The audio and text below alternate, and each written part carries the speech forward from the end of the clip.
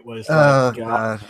I Well, was, I did the same thing for about 25 minutes of my stream, too. I forgot to unmute the mic, so.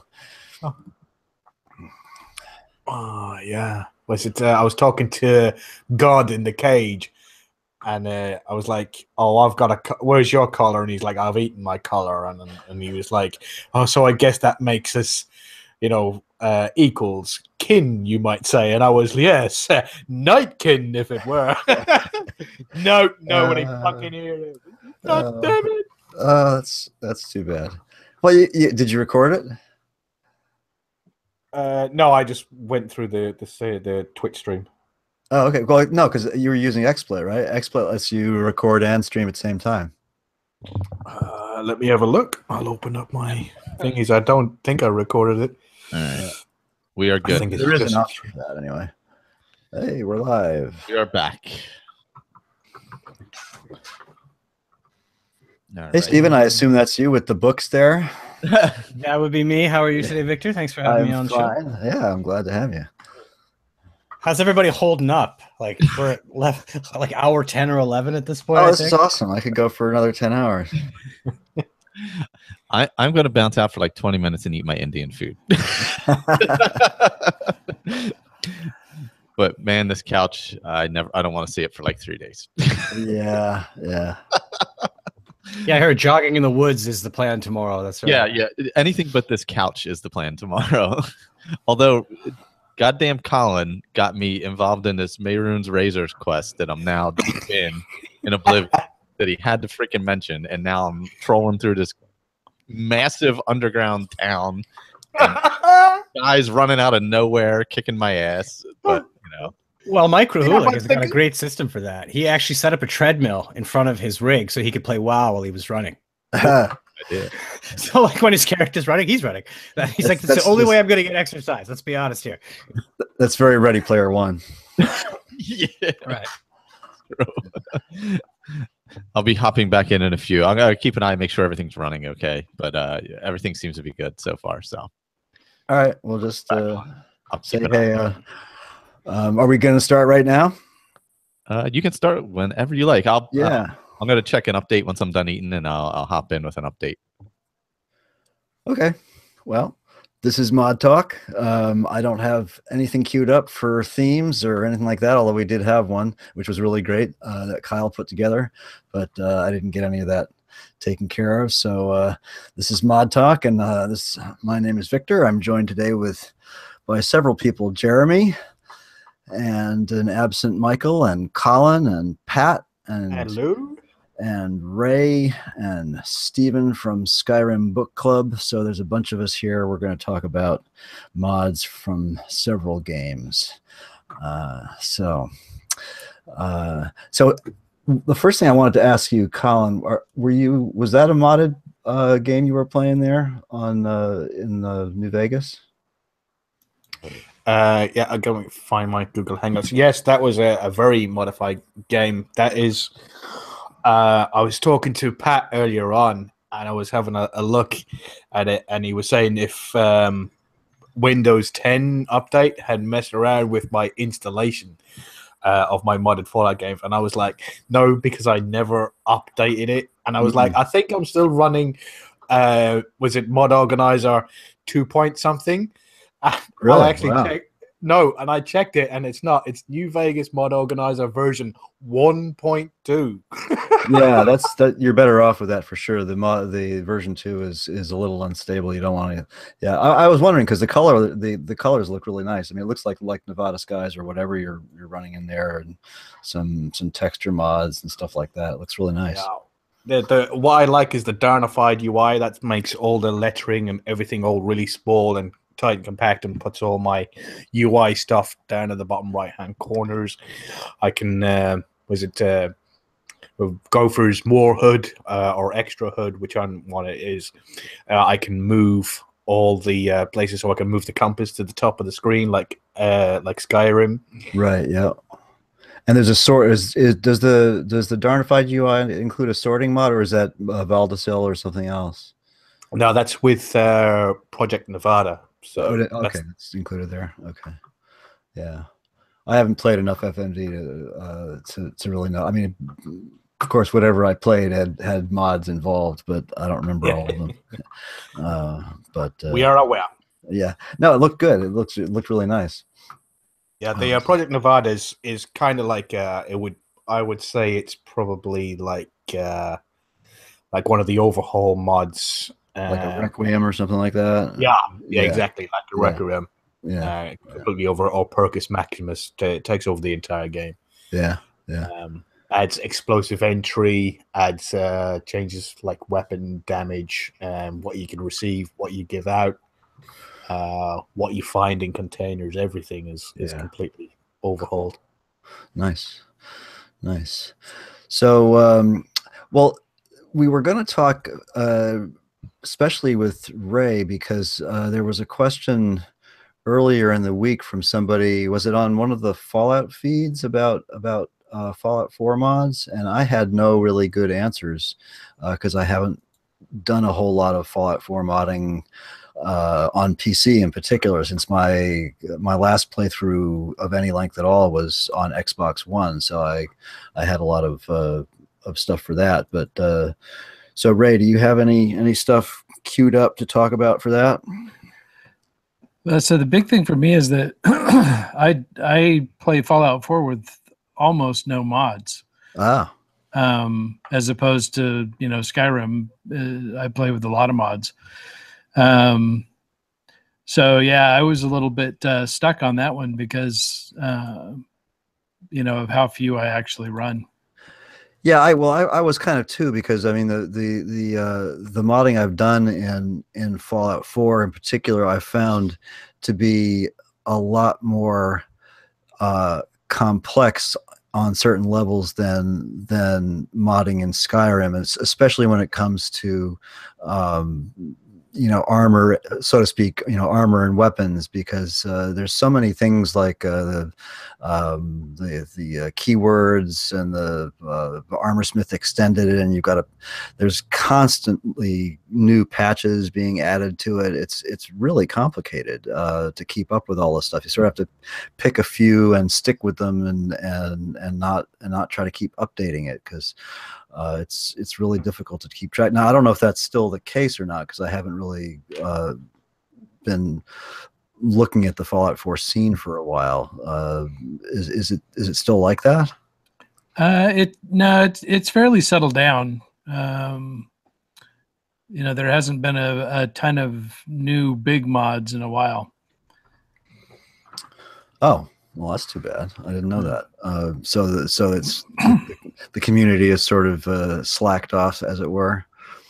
Yeah, and I think with the lack of any script extenders, it kind of reached a. Well, there is F4SC. I mean, that's but it hasn't been updated in a while, I take it. Yeah. I mean, that came out within 6 months or so of Fallout 4. But again, I haven't looked at it. So I apologize to whoever asked the question, but I don't think any of us really have any great answers. Most of us have been, at least my experiences with it have been the mods I used on the Xbox One, and that was pretty stable experience. I mean, I didn't have any major issues with it. I think Andrew did, but I sure didn't. Colin, have you done any Fallout 4 modding on the PC recently? No, I haven't played any Fallout 4 in quite a while. I would like to. I think I'm gonna wait until when this is gonna be a sort of like a way in the future thing. When Elder Scrolls 6 comes out, I will be buying a new PC, the one that you tell me to get. I will send you a list of all the ones, the pre-built ones, and you can tell me what I need to add or what I need to take away to get a really, really good build and future-proof it. So, and then I'll order it and then I'm going to add Fallout 4 to that. And then I'll probably do all the modding I possibly can on that. So that's a couple of years down the line. Well, I think we'll probably have quantum computers by then. Yeah, more than likely. Yeah, I want the next big thing is I read somewhere something that was probably just on a Facebook post, and it was probably mostly lies, where they had connected some guy's brain to Google. So that's what I'm waiting for. Never mind VR. I want, like, plug a thing into my brain. Wait a minute, connecting somebody's brain to Google was something new? I mean, that's we've all been connected to Google now for at least 10 years, whether we knew it or not. Yeah, true. But yeah. it was apparently a direct link of where he could control the I think certain aspects of something with impulses. So that's what I'm waiting for. So like full immersive mode. Not VR, just like full immersive. Just lie down on the couch and that's it. You're gone. Yeah, totally. Yeah, again, Ready Player One. Yeah. So, Steven, you're kind of the new guy on on our very occasional Mod Talk episodes here. So, what's your experience with modding, is particularly in Skyrim? Now we can shift back towards Skyrim. I actually been playing Legendary. I didn't even upgrade to Special Edition. I mean, I may. We'll see. Christmas Steam sale or something. But no, I run a pretty light game. Like, I've been watching your fits and starts, and the behind the scenes one. I mean, you have like 2 screens worth of mods, right? Yeah. Or whatever in your mod organizer. I just sort of like, I mod for convenience mostly. Like, I have a few of the obvious ones in terms of like the high resolution packs and then the patches for them, that sort of thing. But I tend to run more what I would call like utility mods, right? Like I have one that lets me like summon crafting stations, so I don't have to run over Hell's Half Acre. I have a camping mod that lets me set up a campsite anywhere in the world. I have a merchant that I can summon, so like I don't have to agonize over what I'm going to pick up in a dungeon. I just grab it all and periodically sell stuff, so that sort of thing, like backpacks, and then a couple of just crafting related ones. I have auto harvest because I hate stopping to pick flowers, getting off my horse or whatever. And this is fantastic. Although the thing about this mod, like, I just sort of one day I kind of got sick of doing that. I realized I'd sat down with the hour I had to play, and I spent like 20 minutes of it like inching along, and I need one of those. I need one of those. So I'm like, there has to be an auto harvesting mod out there somewhere. And sure enough, Google rewarded me. You're gonna hate me because of course I use the Steam Workshop and just click subscribe. But I do play with the load order. I'm sorry. It's been nice having you. Right. Yeah. Right. But I do play with the load order based on some of your advice now. But anyway, so here's the thing about this. This is just called auto harvest. It's very simple, but it works. It does exactly what it's supposed to do. I've had no crashes, no issues, nothing. Yeah. It's really nice to just. But I have one thing to say about it though, that like, whoever's out there, if they happen to be listening to this, the book you need, you learn it like a spell and it becomes a power, same as a shout or anything. The book you need to get is in Dragon's Reach, in the wizard's room. What's this, Farengall? Anyway, yeah, very well. It's on his desk, and it's stealing to pick it up. Oh no. So I've had to so the first time I pick it up, I'm like, hey, you, what are you doing? So this guy runs in and I pay the bounty, and like I periodically paid like $22 to get this book every time, and then eventually I just started figuring out like, okay, if I grab it and then I get into my menu real fast, and then like run like hell. So like I love it, but I have a bounty in Whiterun every time I use it. Yeah. So. Well, 3 squares a day in the Whiterun jail. It's not the worst thing in the world, right? So, but yeah, no, I've never used an auto harvest, but I mean, Convenient Horses, of course, has a harvest from the horse option, so you can set up a button to do it as you're riding along the road. I will do that because it is a giant pain in the butt to have to get off the horse and pick the Jazz Bay off the road or whatever you want. But yeah, I agree with you. I mean, and that's really what drove me to get into modding in the first place was I mean the very first thing, because I'm a backpacker and a hiker and everything, the very first thing that irritated me about Skyrim when I first started playing it in early 2012 or whenever the hell it was that I couldn't camp out. And right. So that's the first thing I went looking for, was a camping mod, Yeah, me too. So yeah, that's it's the desire to sort of live in the world that drives the game and also certainly the modding community. So let's see what Jeremy, you've been doing much with mods lately. You're muted and just hanging out there. So I'm gonna skewer you. Are you available to talk about your modding experiences? No, he's not listening. Okay. And Pat, you're muted. Come on, join us. My mods crashed in New Vegas. So oh no. Is that what happened with Arthur? Yeah, no. Well, I just had to go no mods, right? So I'm running no mod. You know, I think it's Windows 10. And it just really hates me because Right. I was running a very modest package of mods in New Vegas, and then the Windows 10 update happened, and I had to delete all my mods. So it's. Well, let's explore that for a minute. Yeah, I'm sorry, Ray. Go ahead. Oh, no, that was me. Oh, I'm sorry. Yeah, what is that? Because I knock on wood, or teak or whatever the hell this is here. I have, I get fairly. I gave up and just set my thing to auto update. So I haven't had a single issue with Windows 10 updates and mods. So what do you think is the crux of the issue?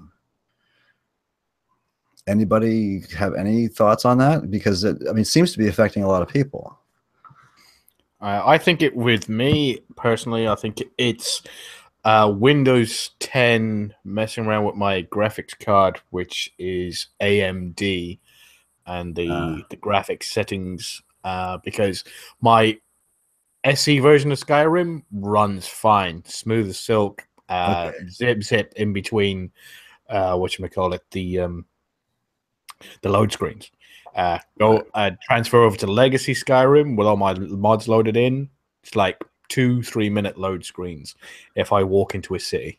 Okay, that I can say I have noticed. You're right. I haven't had that many instabilities, but yes, the load screens have gotten very long in Legacy. And I'm running an NVIDIA rather than AMD, but yeah. So maybe that is. Anybody else? Ray, have you had any problems with Windows 10 updates? No, I haven't had it. It never breaks anything for me. Of course, now it will. But yeah, right, exactly.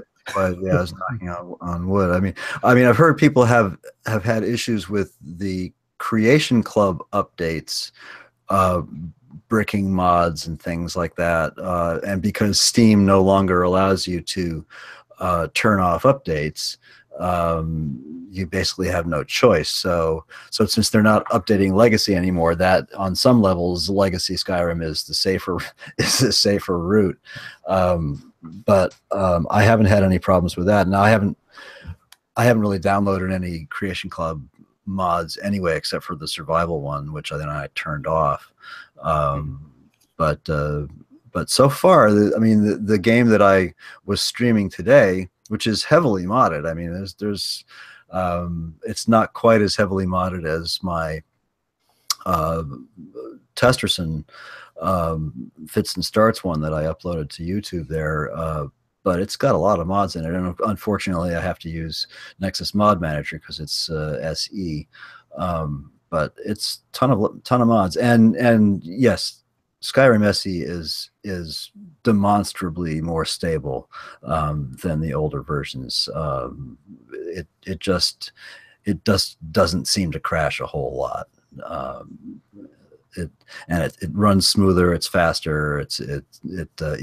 I'm running a lot of mods. I'm running a Rudy ENB, which is it's reasonably easy on the system, but it's still an ENB, and lots and lots of texture mods, and I'm getting solid 60 frames easily. I've got a 1070 in the system, so but with DX11 or whatever it is and 64-bit, it can address all 8 gigabytes. So that's it's a nice smooth game. I've got to give it that. So how many of you guys have have experimented with SKSE 64. So I'm running that. Okay. And your experiences with it? You're using the 2.04 alpha now? No, I just upped it to 2.5 or 2.05 today. Really? That came out today, because I checked it this morning and it was still 2.04. Holy crap. Really? Yeah. Son of a gun. And easy transition. I'm just pulling it up. Yeah, I just deinstalled it from Oh yeah, there it is. Yeah, awesome.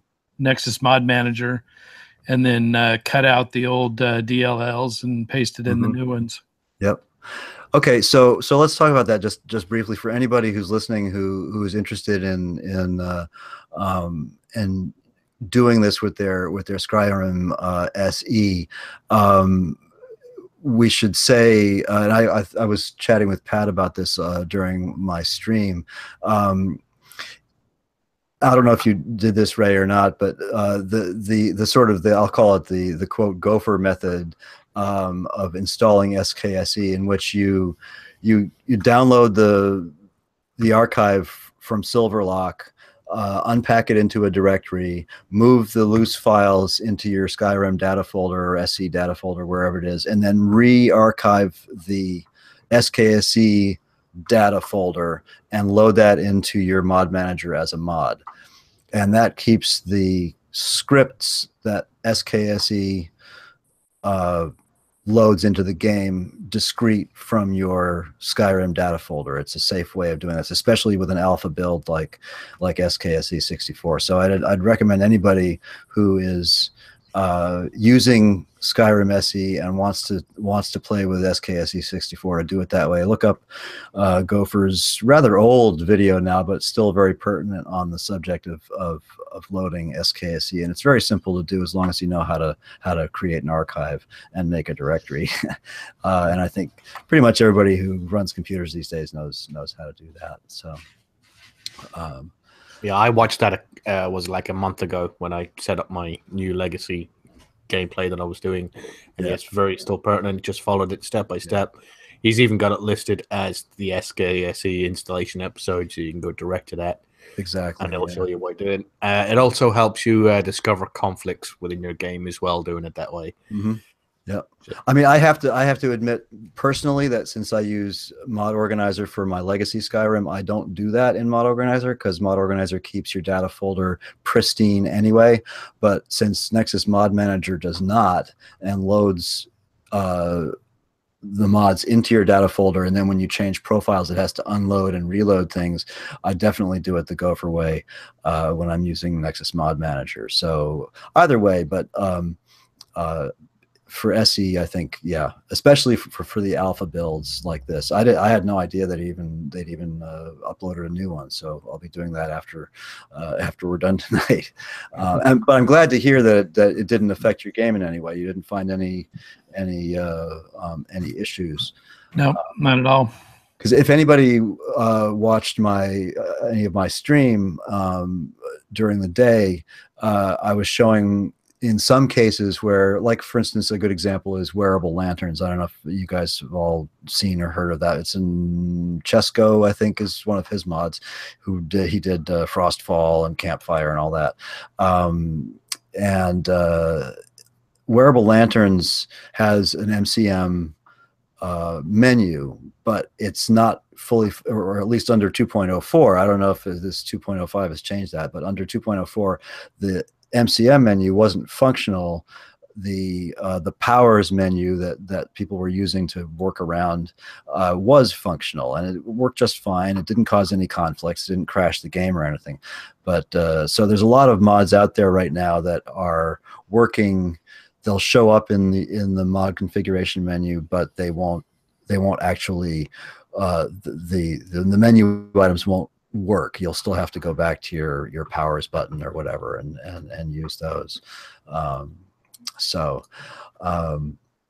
But yes, I would absolutely encourage everybody to try it out. It seems quite stable for the most part, and as long as you don't have the kid in the candy store syndrome and throw 1,000 mods at it and expect it to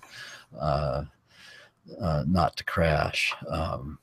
You know, we won't talk about all the other stuff like bashed patches here. I did specifically run certain things in my stream today in order to talk about them a little bit. And one of them was Raven Gate, which is Enai Saeon's new arena mod. And I got through a little bit of it, and it's a lot of fun. There's again, I'm not a, you know, I haven't played Oblivion a whole hell of a lot. Enough, I did play it enough to have been in the arena once, I believe. But it's probably similar to that. And oh wow, sorry, I just I think we're over the messenger. Yeah, we're over $3,000, folks. So that's pretty freaking awesome. Wow. Yeah, you know, I didn't say a darn thing about that, did I? This is all about the CFF. This is all about Cystic Fibrosis Foundation tonight. We are doing a long 12-hour stream of shows and Twitch streaming, all to raise money for cystic fibrosis. So I should have started that right at the very beginning. And so there we are. We've raised over $3,000 so far. So that's pretty freaking awesome. That beats your record from last year, doesn't it? What, 2,500 something? Already. Well done, guys. Well done. Several $100s over. Yep.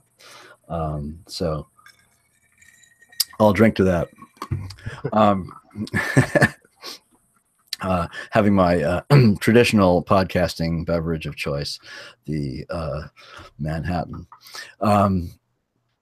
Anyway, so Raven Gate is great, and since it's done by Enai Saeon, it's stable and easy to use, and a lot of fun. It's a sort of a well, it's a fighting arena that's located in the Ratway, and you have to find your way down in there. It took me a minute to figure out exactly what was going on, but once you get down in there, you talk to a guy, and you start having fights. And I guess the twist that he tried to build into it, and I haven't had a chance to plumb the depths of it yet, is that he tried to write in to the code a way of so that the more you cheat, the better it is. In other words, you know, fight dirty. And so there's all kinds of things in the arena that you can use. He's got these little traps that you can trigger. If you can lure your opponent around into the right spot, then you can step on the trap, and one of those swing gates will come out and whack them and kill them, and or spikes will come out of the wall, or you know, use any kind of dirty fighting tactic you can possibly use. That sounds fantastic. Like such a dynamic environment that he's giving you to work with, as opposed to just here's flat sand and, you know, fight the monster or whatever. Right, exactly. It's a lot more fun than that, and again, I've only done three fights. So the idea is that once you're at level 5 and you have murdered at least one person in Skyrim somewhere, you'll either get a courier, or you'll start finding notes on the bar tops at various inns inviting you to Raven Gate in Riften, and when you get there, you'll meet the sort of the impresario of the fighting guild, and he takes you through, and you fight your way up to what's called the Blacklist, and the Blacklist are the elite fighters. I haven't gotten there yet, so I don't know how all that works, but there's a lot of cute little touches in there too, people you meet and stuff. It's a lot of fun. So I'd highly recommend checking it out, adding it in. I believe it's pretty much, you know, he's a good enough modder that it's not one of these things that you have to start a brand new game with. I think you can drop it into an existing save, and it'll be He's fine. always pretty good like that. Oh yeah, Yeah. yeah. I was just gonna I'm just going to say that in the chat, Michelle was just wondering, do you run? Are you running Campfire and Hunterborn in SE yet? Yes, I am. I would. Pat asked me to put together a mod list. It's very difficult to do that out of Nexus Mod Manager. You can export your ESP list to a text file, but of course that doesn't include all the mods because ESPs aren't all mods. There's a lot of texture packages and things. So I'm going to try to figure out some way of publishing what I'm using. But yes, I have. It's gotten to the point now, say about a month ago, where I felt like I could recreate enough of the feeling I get from Legacy, like I had in the Manfred Testerson playthrough, that I could recreate that in SE. So yes, I am using Campfire, I'm using Hunterborn, I'm using iNeed, I'm using, let's see, I just pop it over here. Convenient Horses? Convenient Horses is now available and fully functional in SE. I don't know if you guys, how many of you guys used the first version of it that came out for SE, but it was funny but very annoying. You had to go through this little quest in order to learn all the things. But now that SKSE 64 is out, it's all fully functional,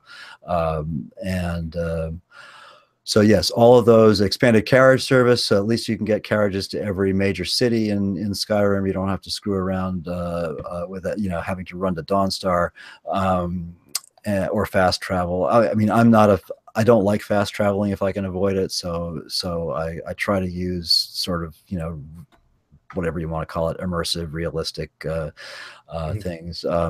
I'm scrolling down through. More HUD is available, and it's another classic Legacy mod that when you hover over things, it'll show you their alchemical attributes and so on. That's a really nice little mod that's out for SE now. OBIS is out for SE that I'm using. And of course, all of Enis Aeon's mods, Ordinator, Apocalypse, everything. Let's see, Realistic Water 2 has been out for SE for a while. That's great. Run for Your Lives and When Vampires Attack, both of those are out. So yeah, a lot of... They're for wimps. That's what I don't like having my nice NPCs die on me. That's the most of them are Nords that deserve to die. Michelle has also said that that's what he's waiting for. He's waiting for a similar feel and look that he has in his Legacy game. Yeah, and I've got to agree. We're loving that we have you like such an experimenter and somebody who's so deeply involved in mods that is at the forefront of testing everything, so we can rely on you. We're basically waiting for you to tell us is that, come on one day and he goes, I have an SE Skyrim game that's modded just as good and it feels like my Legacy It's very, very close. The ones I'm missing now. I mean, Ars Metallica was one of my favorite Legacy mods. Was CCOR. What does that stand for? It's complete crafting overhaul remade. It's one of Cryptopyr's mods. She's an amazing modder and very much on the level of Enis Aeon. And I'm missing a lot of her mods. Trade and Barter is another one of her mods that people may not know about, but it's a wonderful sort of economy leveling mod. Trade Routes is a Legacy mod that I highly recommend to everybody, but that may or may not ever show up in SE. So there's a few things, but for the most part, I think I can say fairly confidently that you can get a very, very close to Legacy experience now in SE. There's a lot of stuff that will probably never show up. But another mod that I was playing with today is a rather well-known and famous huge mod from Legacy called Legacy of the Dragonborn. And that has been lovingly supported and updated, and ported over to SE. And if none of you guys have ever tried it, I highly recommend it. That's one that you definitely want to start a new game with. And it's basically, it is the completionist's wet dream. It is everything you can possibly want to collect in Skyrim, plus more that the mod author has added, quests and new things, stuff out of Morrowind. I mean, I collected a bell hammer today, which is a Morrowind item. And a whole bunch of stuff that this guy has thrown in there, and you bring it all to the museum curator, this beautiful building that he built in Solitude. It's just to the right, just before the Blue Palace. It's amazing. It's a great mod, and so that's now available in SE. So that's another way of making it a legacy-like experience. Yeah, Michelle's just come out. And what about the alternate start mods? I don't think you would have started playing those games if you didn't have an alternate start option, did you? No, that's what Skyrim Fits and Starts is all about, really. It's based on the alt start. So yeah, alternate start came out very, very quickly after SE did. It was ported over. It was one of the first mods ported over, and the extension to it, which is called scrolling. Living out of the life. Yeah. It's living out of the life. New Beginnings. No, the extension to alternate start is called New Beginnings, which adds another 10 or so places to start. And furthermore, I haven't tried this yet, but the mod author includes, I think there's even a video for it, how to make your own. So you can add locations to alternate start. Oh, that would be fantastic. So you sit back and you have this character concept you want to start with. Absolutely. Take advantage of the alt start mod and then just tweak it so that, and then, I mean, you've got all the gear packages and stuff as well through that one. So that sounds like a beautiful addition to that mod. Yeah, it's great. I've just never had the what's the word? Patience? No, that's not it. I've been too goddamn lazy. That's what it is. but yeah. Oh, it's not a series of menus. You actually have to do some coding. Is that what you're saying? Well, I don't know if coding is the best way to put it, but you have to do it. You have to get into the. I think you have to get into the creation kit and add locations. Yeah. But you don't have to write scripts or anything. But you have to know. You have to have a little experience with creation kit and follow the guy's directions. But I mean, most of the original ones and some of the New Beginnings ones all include little spots that the mod author has added. So when you get dropped into a place, especially when you're doing my favorite, aside from the one I use for Fits and Starts, which is the Surprise Me option, my all-time favorite is I was robbed and left for dead. That's like, I love that. So there's like 6 or 7 random locations, and most of them have somewhere nearby, they have something that you can grab. There's the one where it drops you on the road outside of Riften near Dayspring Canyon. There's a person on a horse that's riding away. When you wake up, you sort of get up groggily off the ground and you look around and you can see in the distance there's this person on a horse riding away. And if you run towards them, they'll hop off the horse and run towards you, thinking, I thought I killed you. I'm gonna get you now. And if you dodge them around, and then you can run down and steal the horse and run away. So there's stuff like that that's added into the mod. It's great. And that's kind of the thing that if you know what you're doing, yes, and you could do with your own version of it. Was it Michelle is saying that the one he's looking for? I think it's the one he's looking for is the one that you can completely ignore the main quest. That's the one where you can Unbound. Unbound. And let me just look. I believe, if I'm not mistaken, that Skyrim Unbound is available for that's the one I used for my my companion's quest line when I did the audio. Yes, it is. It is available. So yeah, go grab that.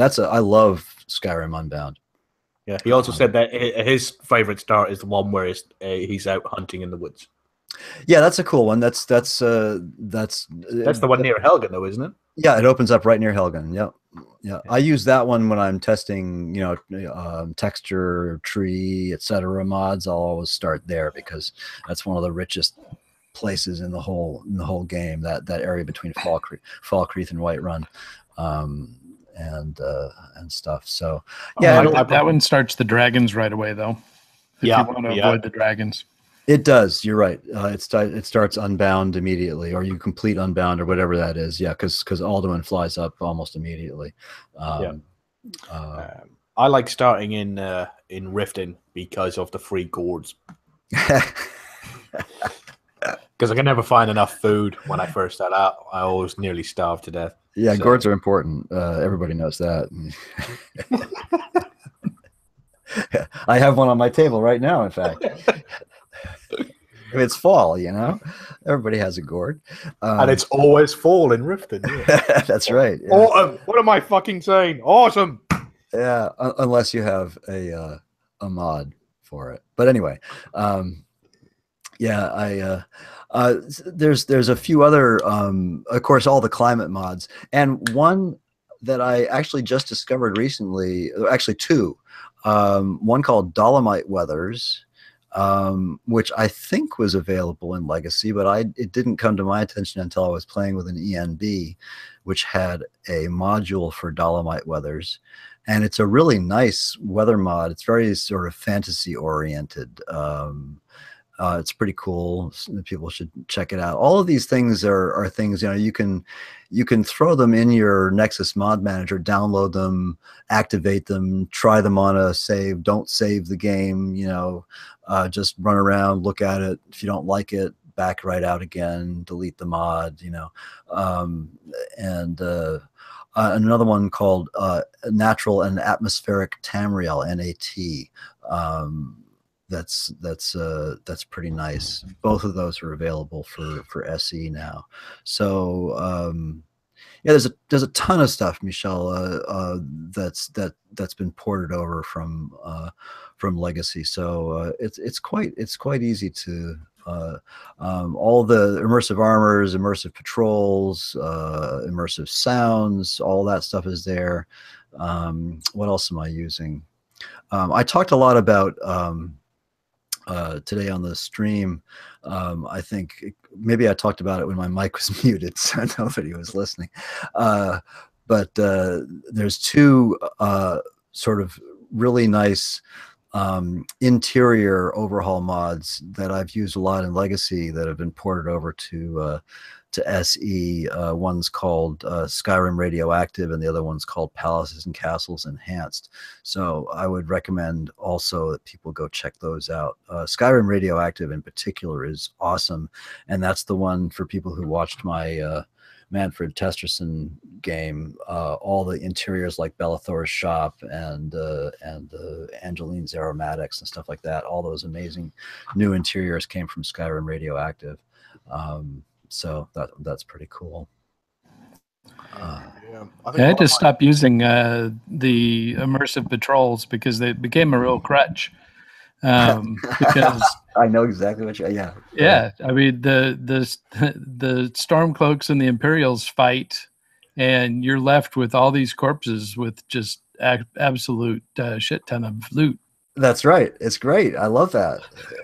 You say that, but yesterday I was playing a character just for fun, and I came across a patrol just like that where it had happened. And there's this one Stormcloak there, basically like guarding his dead buddies. Like I couldn't get close to him. He would pull out his double-handed axe. I'd back off a little bit, and he'd put his weapon away. But there was no getting in there and looting them. That's very cool. I've never had that happen. That's I thought it was really cool. That's the grave robber. Really? He looked just like a Stormcloak to me. Yeah, no. If you look, he'll be wearing an Imperial gauntlets and Imperial boots and a Stormcloak outfit, and he'll have a double axe. It's exactly what happened with the other guys, where the Stormcloaks and the Imperials killed each other, and he's looting the bodies. He's a grave robber. The double axe, right? So yeah, if you get close enough to him, he says, "Go away, this is my treasure." I'm not too far from where that happened. Actually, I might go back and put a few arrows in him, and then yeah, I should do that. I didn't know that. I figured it was a guy just defending his buddies, and I'd never seen that before. So there you go. I just got smarter. Thank you.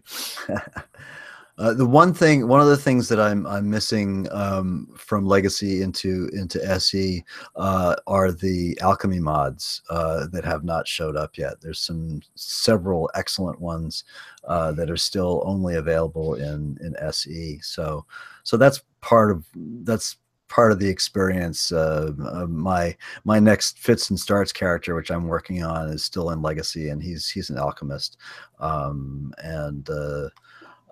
so my understanding is that Cryptopir, who is the author of one of these overhauls, which is a complete alchemy and crafting overhaul, has been working with Chesco to integrate them into Frostfall and all that stuff, and that, I guess that's coming along, but I don't think we'll see that until the actual beta version of SKSE 64 is out. So but I guess that's one of the biggest things that I miss moving from Legacy to SE, the really excellent alchemy overhauls. You know, like sitting in a chair and just eating things like a shaman and seeing what happens. It's not your bag. Yeah, well, sometimes that's fun too. Actually, I did something with this guy I was playing today where I decided with him, he's a wood orc, right? So he's he's an interesting character. But anyway, I decided his thing was going to be he's not into alchemy. He's not into all that crap. You know, he's not going to spend a lot of time experimenting. But if he can buy a recipe, he's going to use it. So he's only doing stuff that he can buy recipes for, and that's a fun way to play. So and it works, you know. But it's still vanilla alchemy, and I don't know whether Bethesda had bigger plans for the system or not, but it never really felt fully fledged to me. And so there's this wonderful Legacy mod called Alchemy Redone, which adds all these traditional medieval elements to alchemy. You know, from sulfur to, you know, all kinds of crazy stuff. And those mods may never be ported into SE. So but anyway, no, I don't enjoy chewing on all the herbs and spices. I will say that with Ordinator, it's a lot easier, and I don't know if this is a good thing or a bad thing. He's moved the I forget what the perk is called, Experimenter maybe. He moved it down the tree, so you only need level 30 or 40 in order to be able to discover all 4 attributes. I always thought it was a little too high in the vanilla tree. I think it was maybe level 70 or something like that. It had several levels. Yeah, staggered. Okay. Yeah. Whereas whereas in Ordinator you get it at level 30 or 40, and you can just get all 4. That it makes things a little quicker and easier to, you know.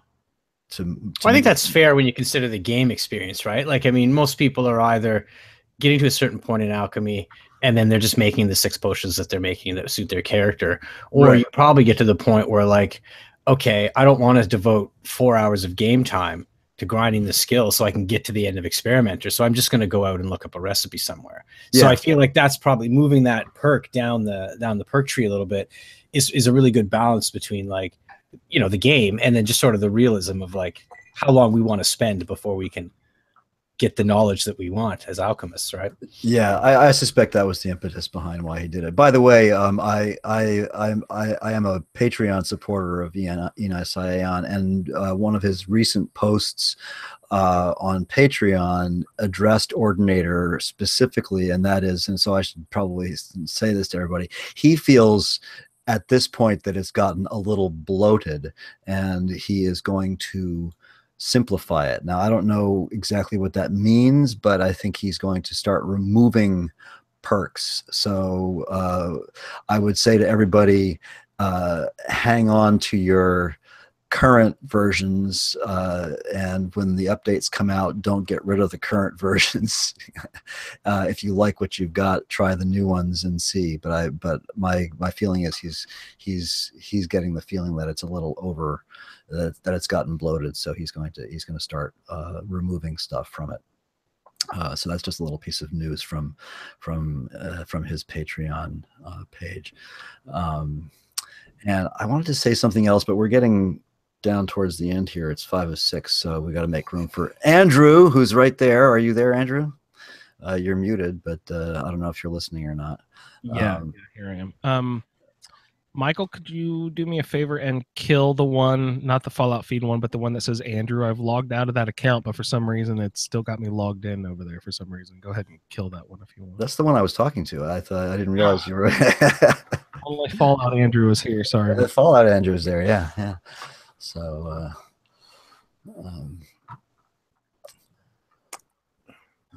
but what I did say just across the streams for a second to a post Stephen put up is that when I played through the SE version with my last roundtable, when I went through Dragonborn, at the end of Dragonborn, I could take Gelabor as a follower.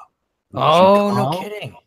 Yeah, which you can't do, as far as I remember, you can't do in Legacy Skyrim unless you use a follower mod to force him to. But I had I had like 4 mods on my Xbox version for SE, and you could make Gelabor a follower right at the end of it. Interesting. Huh. Yeah, have you done any more thinking about that, Stephen? Have you sort of come up with a plan? It's a really cool idea. It's just the end game. So the 20 words on this for people who don't know what everyone else is talking about. I ran into Gelabor for the first time playing Dawnguard recently. I don't know, 500 hours, and I never played it. Whatever, for shame. But I wanted to be a snow elf immediately, and I poked around. There's a couple of good snow elf like overhaul mods or whatever. But the punchline is I wanted to play someone who was like the last snow elf. You've been hidden out somehow. I like the idea of vampirism, and then encountering Gelabor, and then you sort of go on this path of the initiate, and that's sort of where the spiritual change comes. Perhaps when he faces the arch curate, you'll sort of see the potential for what he can become, and sort of turn, and then have the sympathy for the Falmer. I think Juan from the group made a really good point that like you start with the Dwemer, you look through their old ruins looking for information, that doesn't work. You go to the Mages College hoping that they have some knowledge, that doesn't work. You seek out Hermaeus Mora as sort of the Daedra of all knowledge.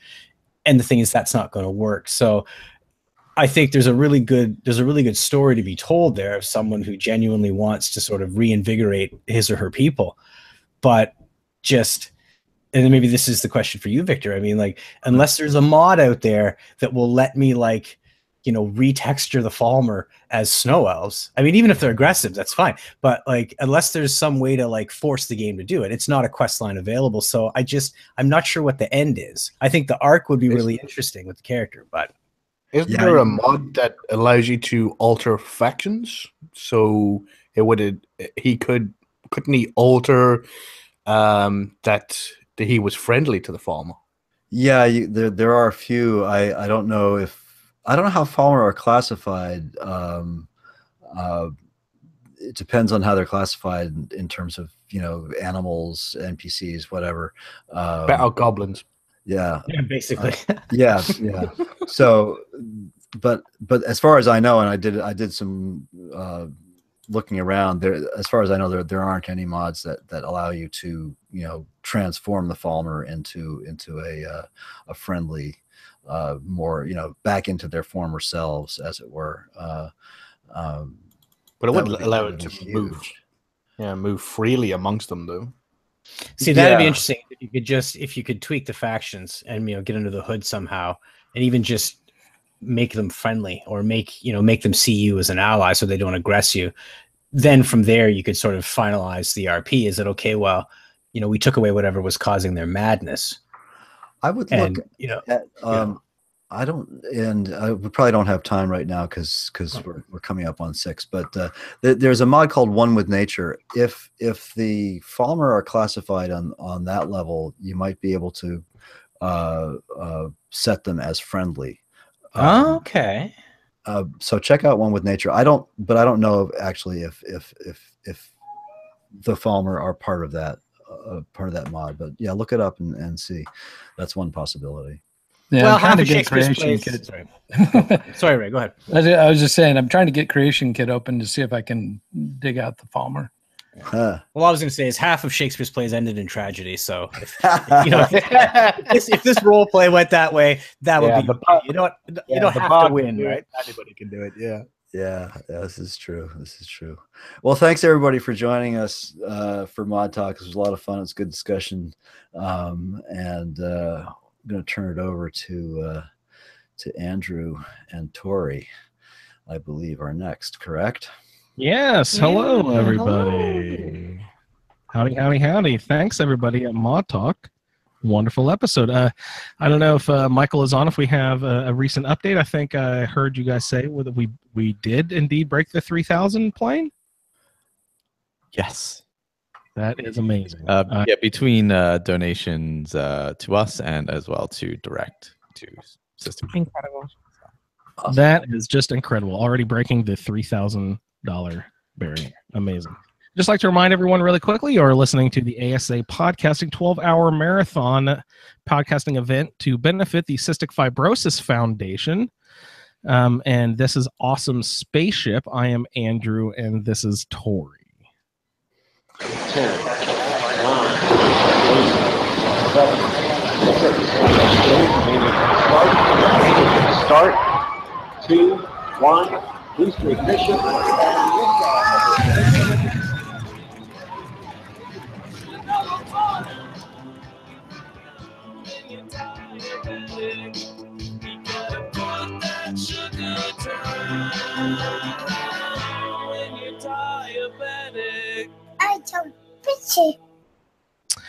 Hello, everybody, and welcome to this edition of Awesome Spaceship. I am Andrew, joined by my lovely wife, Tori. Hi, Tori. Hello. Hi. How are you doing this evening? Pretty good. This is a special edition Special. of Awesome Spaceship. We couldn't be happier to be here tonight, guys. Just the love and everyone that has shown our family over the last few years through this event has been just mind-boggling, mind-blowing, so overwhelmingly emotional. And we couldn't do any of these things without you guys. And we just, from the bottom of our hearts, thank you everyone at ASA Podcasting for everything you've done for us as a family over the last few years, and just all the support and making this event possible for us. It's just super nice. So thank you everyone who made this event possible, and to everyone out there who has donated to make it such a success. It's very nice. Hear, hear. It's wonderful.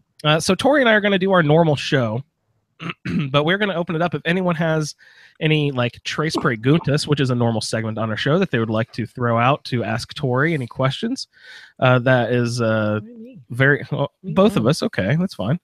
Both of us, you can ask us some questions with our normal segment, Trace Preguntas. We usually are just the two of us on the show alone, but if anyone has any questions they'd like to ask us, we can open up the floor a little bit. We'll also get to the name game, which is our movie identification, movie or TV show identification game, where we use quotes from an actor in order to identify that actor, their character role, and what movie they're in. So we'll get to those two items tonight. And that's basically our agenda. Tori, how's the week been? Pretty good. We went like trick-or-treating and stuff last time we met up. Any Just been working. Yeah. Just been working. We found out that I might be found a partial fault for the accident we were talking about last week, which we're both mind blown about that. Just like, what the fuck is that going on with that? Stupid insurance companies trying to fight everything. So the ongoing struggle continues. You know, I thought I would be sort of wrapped up with all this business by now, that I would already have my car into the shop and it'd be worked on and be getting it back here before too long. But it's still sitting in the driveway. Their insurance companies are still dragging their feet. How annoying is that? Her insurance company is not doing anything. She hasn't filed anything that we knew of, at least not as of Wednesday, which was 1 week. So frustrating. When you got in your truck accident, everything seemed to happen within a 3-week time frame, like completely faster, done. Yeah, faster than that almost. Yeah, it was fast. Yeah. Anyway, sorry, I don't want to get down in the dumps, but Do you want to just jump into my trace break? I brought 3, but if anyone else has anything they want to do. Trace Bergentus, number 1. Trace Bergentus, you always call me out on that. Trace Bergentus, numero 1. What is cystic fibrosis? Are you asking me? I'm asking you. What is cystic fibrosis? It is a genetic disease where the salt and water intake on a cellular level of all your mucous membranes does not work correctly. So the mucus gets sticky and thick wherever you have a mucous membrane, and then sometimes it can breed infection. And because it's sticky and thick and it doesn't expel, that infection can't go away and it gets worse and can get caught up, and it's a progressive disease.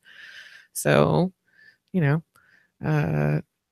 it is life-threatening, and it's very serious. And some people are mild, and some people are, they present more. Yeah. So, Tres preguntas numero 2. Dose. What is it like to be a CF mom? Oh man, being a mother is wonderful, and you just grow and learn as a person. And I'm a very anxious, worry-wart type of person, and the biggest thing I've learned from this is you just have to take. You just have to take one day at a time. You can't worry about the future too much. Yeah. And it's not healthy to do that. So, I just cherish every single day with my little boy. And I am not nearly as involved with the online groups that you are. You're a member of online group support groups. And I don't really get onto it that much. I've made a lot of friends that have just been great. And because it makes it really, really real when you get online and you're a member of these people and they're telling you their struggles. We are very lucky that Mo is as healthy as he has been for the last few years. And the other shoe can drop at any moment, and we know that. Things can start going bad quickly. We know that that's a possibility.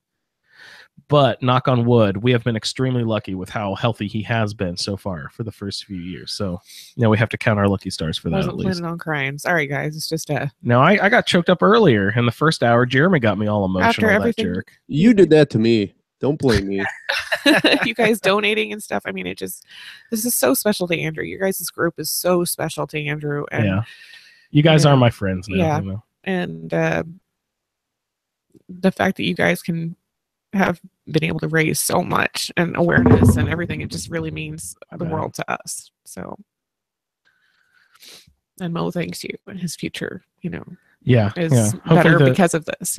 Hopefully the median age for CF by the time Mo gets there will be old man. It's 40. They just raised it recently. It's 47. Yep. We talked about that earlier in the day. It was 41 years old or something, but they just had the big cystic fibrosis conference that they have every year, and have announced that the median age was bumped up to 47 because of improvement in medications, improvement in techniques of airway clearance, and other physical therapy. Yeah. So. It's very good. We've got hope on our side, at least. That's good stuff. Yeah. Anything else about being a CF mom? Does cystic fibrosis add a lot to your everyday worry? I know you're anxious already. Yeah, I'm already anxious. I try not to let it. I've tried really hard to just take the one day at a time thing. For what it is. I have a friend whose daughter has CF, and she's now like 21, 22. And I found out when we were genetic carriers, I called my friend Richard immediately, and I said, what do I do? What do I need to be ready for? How can I be ready? And you can't. And he said, you don't take any day for granted, and there could be a car accident tomorrow, and you just don't know. So you just enjoy every day that you have with them. And that's what I try to do, That's all we can do. Yeah. He's really a great kid, and we're so lucky. Yeah, it's going to be the trying threes. I can tell he's starting to push more.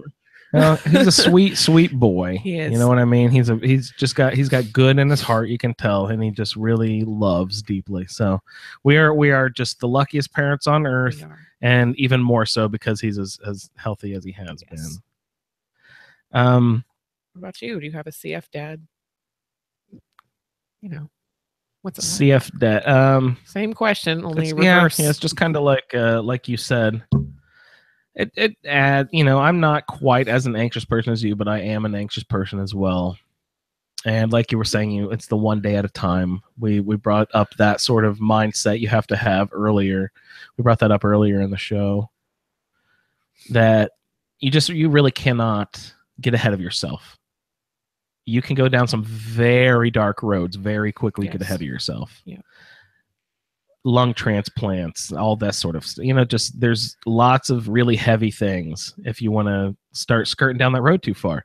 And the thing is, improvements to treatment are so drastic recently that hopefully we might not even have to go down those roads. You know what I mean? But there's a balance that you have to do between being knowledgeable about the subject and terrifying yourself. So you don't want to terrify yourself, but you want to be knowledgeable enough to provide support for the kid, because eventually he's going to shed us off.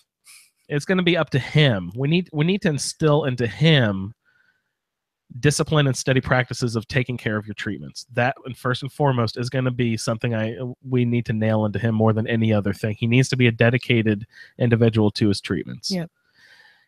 We already know that he's going to be a good guy. He's a smart little kid. He's very nice, giving of his heart. But we need to be he will already come out and sort of get into his vest. You know what I mean? Like he already knows what his routine is. So we're starting out very good. There are some days where he is a bit resistant, and it lasts for about 2 seconds, Yeah, with the vest especially. I just tell him, I'm like, buddy, it's time. You have to have it. It's just part of your day. It's part of your day every day. And routine. And again, we were not those parents. Like, I never thought I'd be that parent that's like, my kid has to skip to a schedule. Schedule is absolutely key. Yeah. Well, that's for any kid too. Yeah. Well, it's just the treatment time, The Toby right now, it's longer, and that's going to be the normal at some point of that much time per day with the breathing treatment and everything. Right now we don't have breathing treatments regularly, so thank God he's been so healthy and he hasn't needed them yet, but he will at some point need them every day. So at some point, but we'll kick that shoe down the road a few more times. Tres preguntas, numero tres. What are some ways people can help fight cystic fibrosis? Stay away, sickies. Yeah, sick people, stay away from my kid. Yeah. That's first and foremost. But in a general sense. I mean, awareness. How do we spread awareness? You're doing it right now. And other ways besides this silly podcast stuff we do. I talk to my clients about it. I'm very forthcoming about it. I don't want to hide this from him ever. There are some people who don't talk to their kids about it, and we always, tell him about it and try to talk to him about it because we want him to know. What it is, so that he can tell other people and, bring awareness to his disease. And it starts with him. You're right. Yeah. So, we're just very open about it. There's no reason to hide it. Yeah. We want him to have a normal life, but this is just his normal. So cystic fibrosis and other genetic conditions out there, everybody. People can have these conditions and you cannot recognize it from the outside. Mm-hmm. We are very open with our child that he's going to know, and he's going to tell people that he has this condition, this disease. Other people out there might not be so open with a condition because they might feel like people will be prejudiced against them due to that medical condition. Now, when you are in public and in your workplace, you people who go in sick, please use your sick time, because there might be someone else in your workplace who has some sort of condition that they can't reveal, but they also cannot afford to get sick. So please, America, get a flu shot. America, don't go in sick. America, have consideration for your other fellow coworkers. I get it that not everybody has the opportunity. If you have sick time, use it. Yeah. Like if I'm sick, I don't get paid. Yeah, So, which I rarely that's unfortunate. You work for yourself, that stinks. You know what I mean? But there's many other benefits to working for yourself as well, though. So, yeah. That was my Trace Preguntas. We can open it up to the room a little bit. Does anybody in the chat room have any Trace Preguntas questions that they would like to ask Tori or Andrew? Crickets. Then we can proceed to. Wow. I was gonna. Go. Go ahead. Yes. No, please. I'm not going. No, go. You go. No. Audio issue. We're echoing, Tori. Echo. That means that we need to take 2 shakes of a lamb's tail of a break, and we are going to be right back onto the Hangout. Don't go anywhere, buddy. All right, so they will be back here momentarily. Are you out there, Michael, or are you eating? Oh, they're back. And we're back. Did the echo go away? Sounds like it, yep. All right, Jeremy. Yes, sir. Trace Preguntas para Haramai. I was from Jeremy. I was trying to lighten it up a little bit. Yes, please do. Kind of switch directions for here. Christ's sake, please lighten the show up. So Tori, what was your reaction when Andrew said he wanted to start doing podcasts? I was like, so you're gonna hang out in the basement and play video games and talk about it with other nerds online on the internet radio show? And he was like, yeah. And I'm like, okay, cool. Yeah, that's what I'm gonna do. Shut up. Yeah, like that's fine. Don't be too noisy. Don't wake up the baby. You know, like I don't care. I think it's great. I know where he's podcasting at. Before we had a baby. Did you? Yeah. I don't know. This one when we had the baby. Shut up. I don't care. I think it's great, man. He has this buddy. You guys are his buddies, and I know where he's at. He's not at the bar. I'm not gonna go pick up some floozy at the bar. Yeah, I know where he's at. I've got a magnet for floozies, so.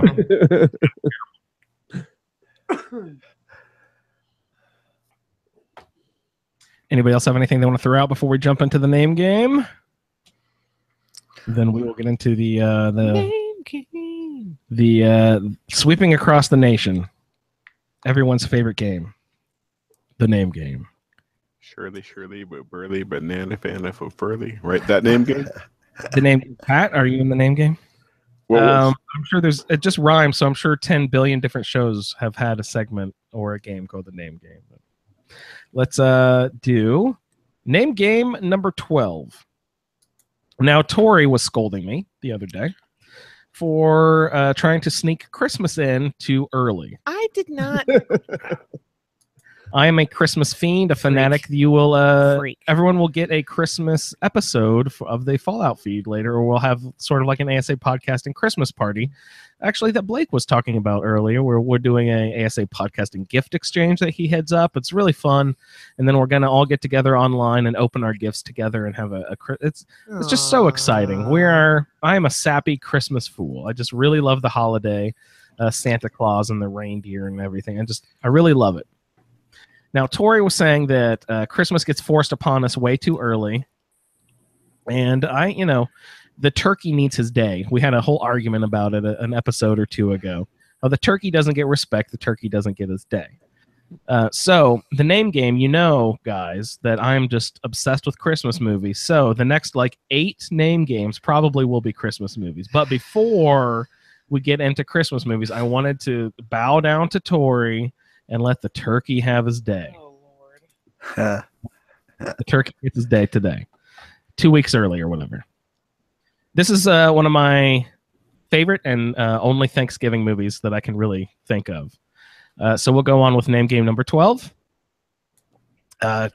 Clip A. Tori, are you ready? I'm ready. Guys, we've only got one earphone, and my headphone splitter broke right before we went on. So I had to cut some headphones in half and split the ears. So we've each only got one earbud in. So we'll see if she can actually hear these or not. All right. So clip A. Here we go. Yes, you're an intruder. I was having a perfectly nice trip until you walked into my life.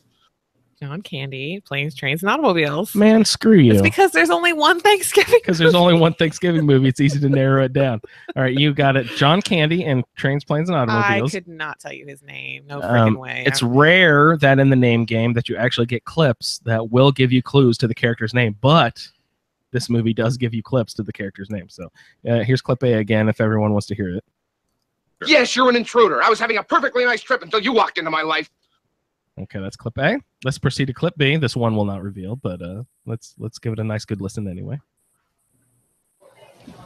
You're the guy who tried to get my cab. I knew you. Yeah. You scared the bejesus out of me.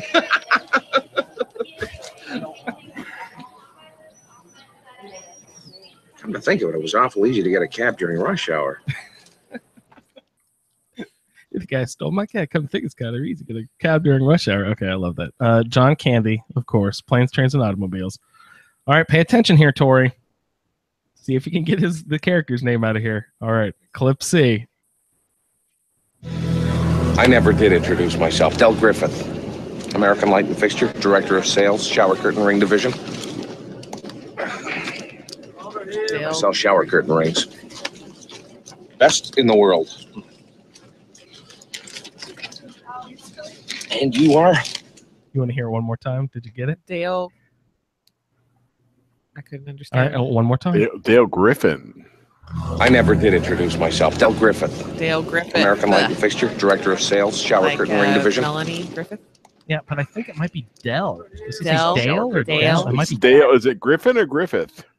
I think he said Griffith. But I don't know. We can look on IMDb if anyone actually cares. But yeah, good job, Tori. I'll give that. You should have put his emotional scene in there. I'm me. I'm blah blah blah blah blah. Like he's all like serious and sappy, and there's music, 80s like stuff going on, and you know that's the scene. A lot of the good scenes are there's very little spoken acting. Yeah, there's lots of good physical comedy in that movie, like especially when the car is getting destroyed progressively throughout the movie. Yeah. Just all of those scenes are incredible. Oh, it's good. So that's our Thanksgiving edition of the name game. Thank you, John Candy. Thank you, Tori. We're usually at 45 minutes at name game, and it's only 6:22. Yeah. Okay. This well, is bad. What? You saying we're out of material We're out already? of show. No, I knew that this one would be a little more loosey goosey, and I was just going to welcome everybody else to hop into Awesome Spaceship and talk about it, ask us questions. If there's anything you want to hang out with Tori and ask her about and all that, then please feel free to open up and be welcome to join in on the Awesome Spaceship ride.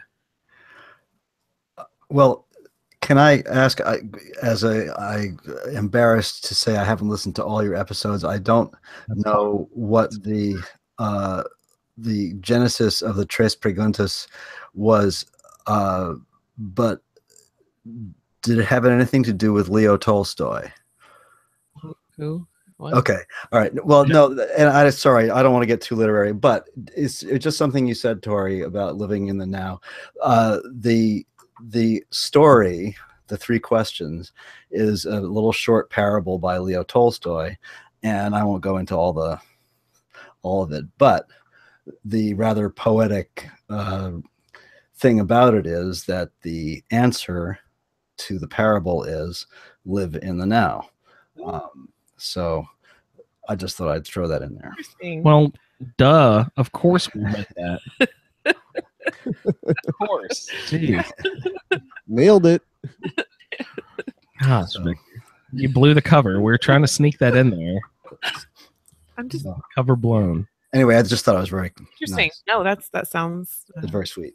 Interesting theory. It was accidental. It's all accidental. Everything. Yeah. Do you have any idea why we called it Tres Preguntas? I wanted to ask you 3 questions, and we needed a segment title. Do you have any idea why it became that? I don't know. The weird thing that we do with it, though, is she is the worst person in the world. She's the worst. The worst. She is the worst.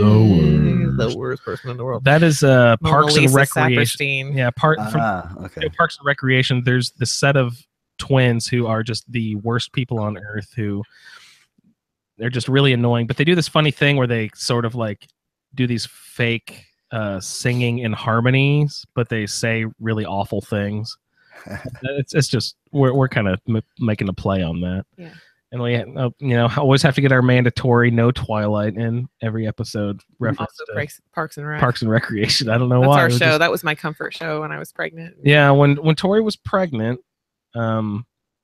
she had horrible preeclampsia, and she just wouldn't sleep. I didn't have preeclampsia then. She just had a horrible pregnancy, hypertension, just wouldn't ever. She was just always miserable and uncomfortable. So one of the only things that would make her feel better would to sit and just binge watch episode after episode of Parks and Recreation. So while she was pregnant, Mo probably has seen the series numerous times. I'm assuming, but so that show has become special to us and has sort of worked itself into our lexicon as a couple. Like, we just drop references, looking at the sides of our eye from that show all the time. But yeah, the Trace Pregunta stuff is just, it's just a Parks and Recreation reference. All right, so I watched every episode of Parks and Rec, and I'm not placing Trace Preguntas from Parks and Rec. No, they didn't say it. It's just like the song that we're sort of mimicking their vocalizations that they would do. The Trace Preguntas, I have no idea why we decided to make it Spanish, but I just wanted to ask her 3 questions. It was originally going to be 5. I was going to have 5 questions for you every week, but I decided not to do that for some reason. But actually, I just have a long list of questions that I put on my phone. That when I think of stuff at work, I'll just open up the list and ask you some stuff.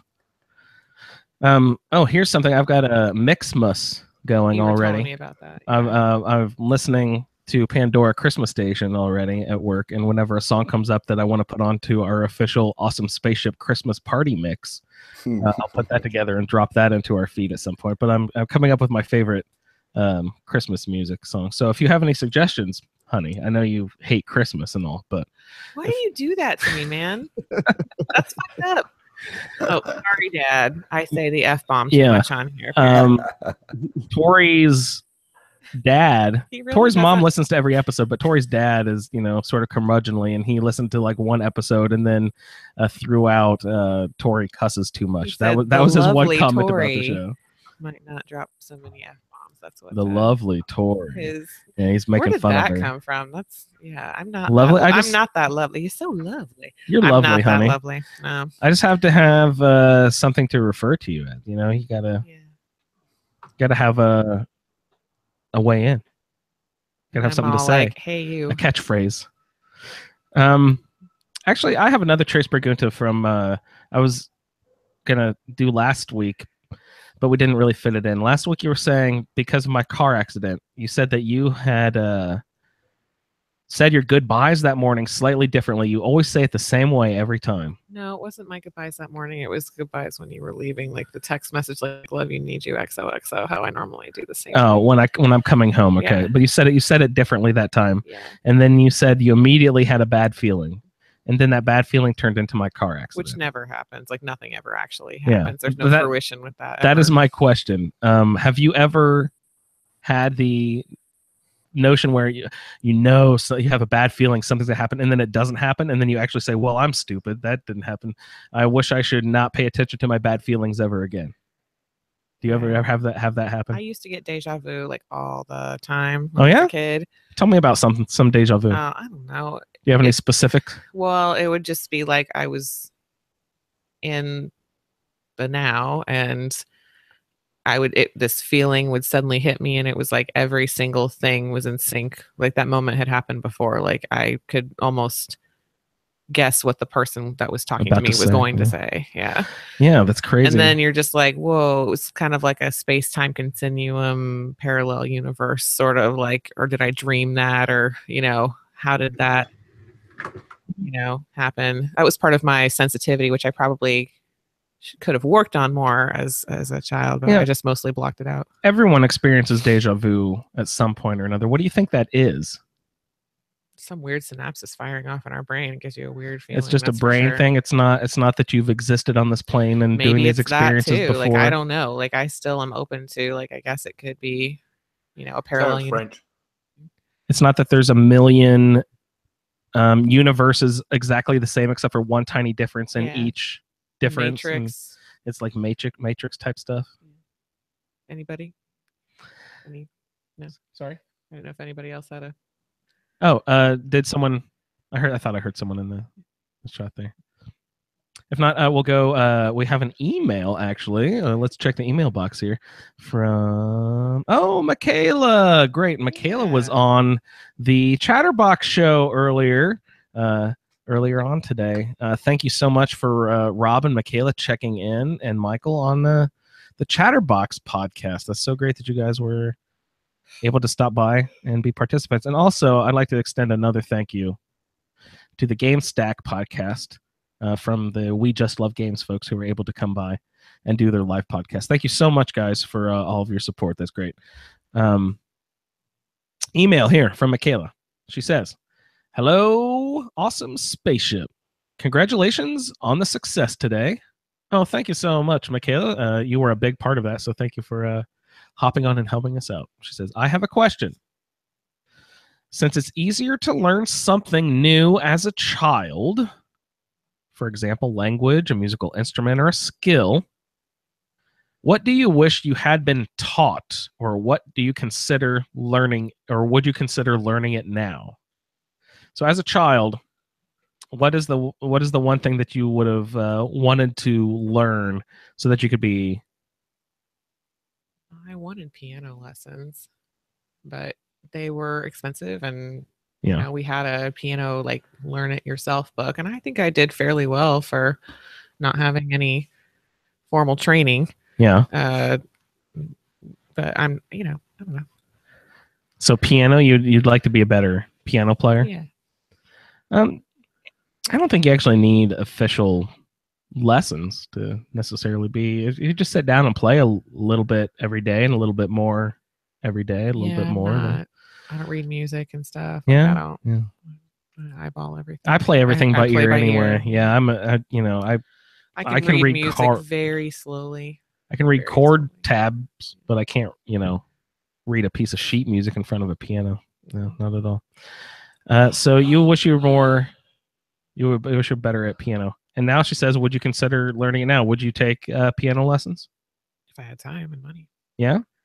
I'd rather take an art class or something if I had extra time and money now, if I could do something like that. That's really interesting. I remember when my brother and I were young, Mrs. Bird, I think of her as an old lady, but I was a little kid. That woman was probably 50 years old. You know what I mean? At this point, I'm just like, she was so old. But Mrs. Bird would come over and give us piano lessons. Just my brother at first. I didn't go. But she would come to our house because we had a piano at our house. Make house calls. So getting that sort of attention from a person from the outside and being envious of that. So I was like, I want to also take piano lessons. So I started in as well. And I don't know if I actually had any interest in playing piano. I think it's just Stephen was getting attention from an outside source. You know what I mean? So I started taking piano lessons as well. They probably lasted at least through elementary school, if not through partial of middle school. But then I started taking band in middle school, where I played horns. I played cornet and trumpet and baritone and tuba. I played low end bass, brass stuff. So I'm gonna bust my parents out. I wanted to join the band in 7th or 8th grade, and I went for a day. And then I found out you had to rent your instrument. And I went home with that, note along to my mom that Victoria needs to pay this much to rent a clarinet. And she was like, your voice is your instrument and it's free. Yeah, there you go. Well, you are a very good singer. I am. So I am. Listen to you. So you were going to be a clarinet. Yeah, I don't know. It was just that seemed. That's really at the fun. time. Yeah. I have had, just in the last few days, reawakened appreciation for the clarinet. It's sort of like an instrument that I never gave it much appreciation for back in the day. But then I remember seeing a movie, I believe it was called Welcome to the Dollhouse, where they had a garage band that was sort of like a klezmer band. and they just used the clarinets in such an interesting way that they were playing like Doors songs or something where the clarinet was like doing the lead guitar riffs or whatever. So it just sounded really cool. But just because of that movie, I remember a long time ago, I was like, the clarinet's actually a really interesting instrument. And then just the other day, when I was listening to Christmas music at work for the first time on Thursday, I gave myself, okay, this is it, Andrew. You're now officially allowed to let yourself sort of branch out and listen to Christmas music all day. On comes the classic Christmas album by Gene Autry, The Singing Cowboy. Was that him? I don't know if he was or not. Okay, by Gene Autry, and all of the songs on that album are just an acoustic guitar and him. He has a wonderful voice. Did Rudolph? Yeah, he didn't want to do that. Popularized Rudolph. Yeah. He didn't pen the words, but I think he wrote the music. He actually didn't want to do that song at all. Yeah, his wife convinced him to, and that saved his career. Big hit. Became his biggest hit. Yeah. But the band that he has together for that recording session for all those Christmas songs is just, there's a couple of horns, there's a couple of trumpets, there's a really nice talented percussionist who's not like heavy on the drums, but there's lots of cool little percussion sounds going on and everything, and then the most playful clarinets you've ever heard. So they're so good with the jingle bells going in the background and just like really playful loopy clarinets, and it just adds so much fun. It's a fun instrument. So much fun to it. It's like, especially in the klezmer music, it's just like so lively and dancey and hoppy. It's just so nice. So even though I didn't appreciate it in middle school when you would have been taking clarinet lessons, as I've gotten older, I've really appreciated the clarinet as an instrument. We should get you a clarinet. No. You want a clarinet? No. I wouldn't mind learning how to play that. Yeah, it's not. I don't think, I don't know if Jeremy's out there or not, but I read on something along the lines of playing in a woodwind or a brass instrument is not good for cystic fibrosis. Why? Bacteria in the reed? Bacteria in the reed and inside the trumpet or whatever. Do you know of this, Jeremy? Is this a thing? I am not a band guy, so I do not, but it sounds right. Sounds right. You know, yeah. I take the chance. This is changing subject. Do you swim in natural bodies of water like lake or stream water? I've heard that is not good for people with cystic fibrosis. Ocean, great. Lake or stream? I don't swim where sharks live. Oh. I remember you saying your doctor likes it when your wife makes you go to a beach or something because of all the saline in the air. Right. It's essentially doing nebs the whole time.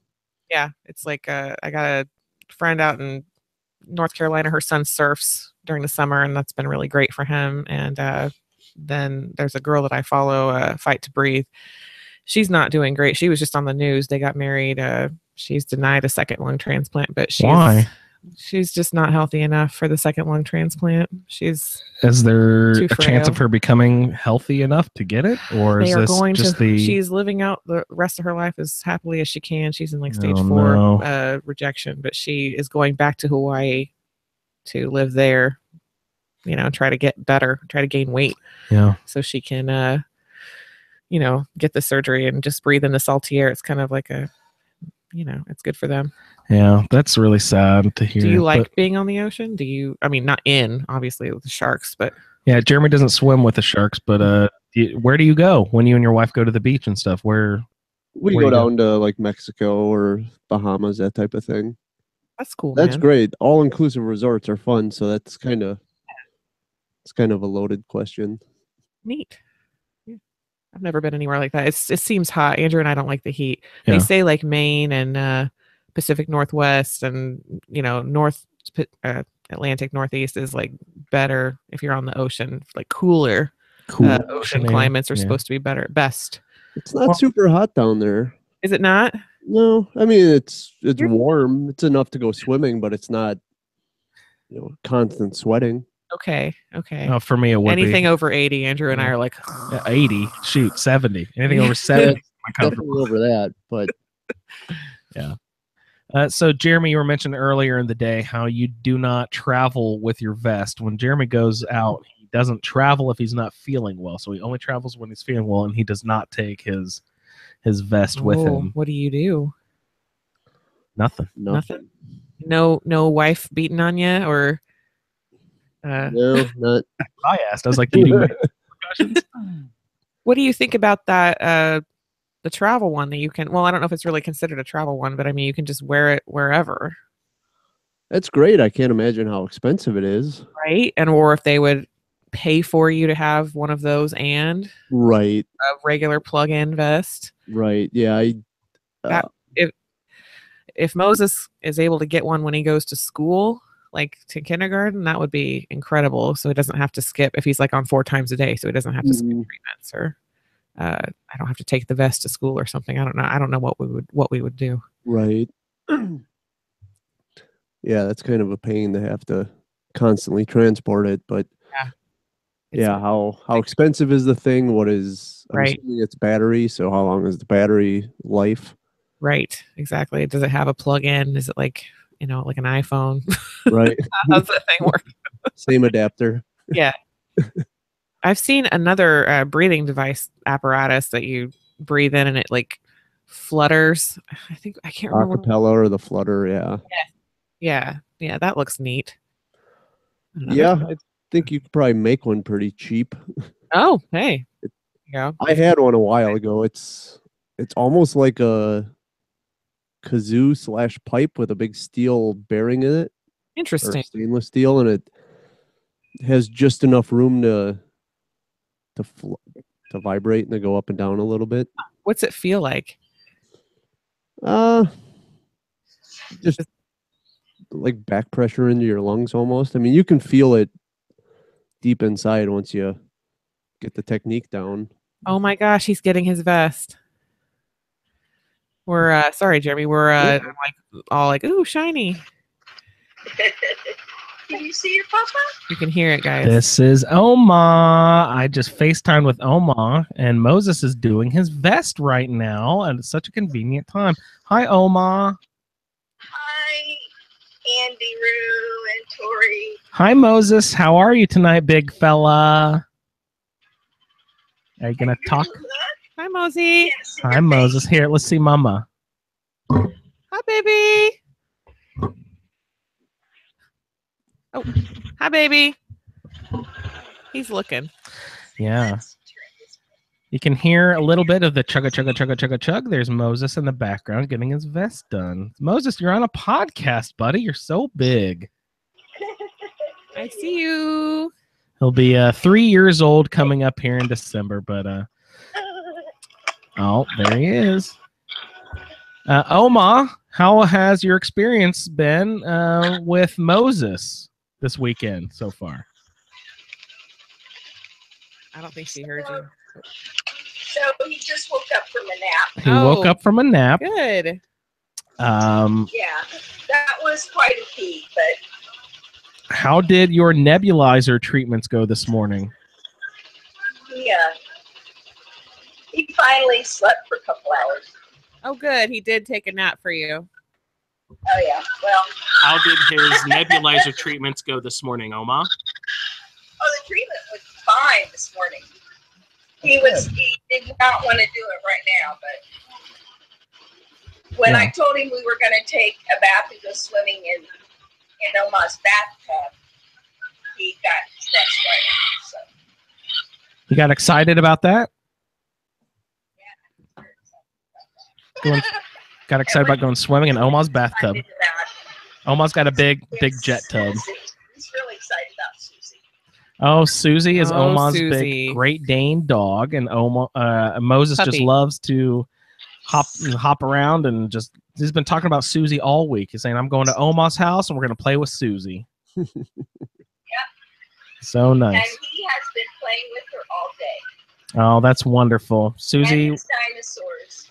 Yeah, Oma has a bunch of dinosaurs for Moses. And Oma, what's it like being a grandparent of a grandchild with cystic fibrosis?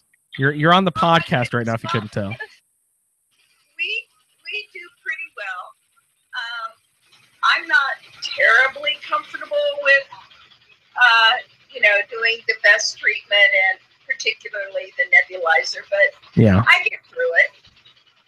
Now, You do very well, and we couldn't do all of the stuff that we do without you. Oma plays a large role in Moses's caretaking and upbringing. She does so much of the help with us. She knows how to do the vest with everyone. The nebulizer, like Mo used to fight us a lot more, but he's getting a lot better at it these days, and Oma is helping us a great deal with all that. So yeah, he did really well this morning. Great. Awesome. Yeah. And he's eating lots and being a big boy. Yeah. Wonderful. We had sausages this morning. Yum. Yeah. And he had ham for lunch. He loves ham. Love some ham. Plus his yogurt and Yeah, good stuff. other stuff. Yeah. That's great. Well, Oma, thank you so much for letting us have the opportunity to have a free day where we could raise a little bit of money for the Cystic Fibrosis Foundation. And thank you so much for your kind donation to the cause. You not only are watching Moses all day, you also gave us a very kind donation yourself. So we really couldn't do all of this without you. And thank you so much for your dedication. And you're welcome. You know, I love this little baby. Yeah, he's a really special little kid. What, sweetie, what? Can you say bye-bye to Papa You say bye-bye? and Mama? Oh, don't use the iPad. Oh, don't hit the iPad. Yeah. All right, buddy. We love you. There's Papa. Oh, You see my face. Hi. Can you see my face, Mosey? All right, we're going to say bye-bye. It was so good to talk to you. All right. Oma. Love you, Bye-bye. Oma. Thank you for everything. We'll see you tomorrow. All right. Bye-bye.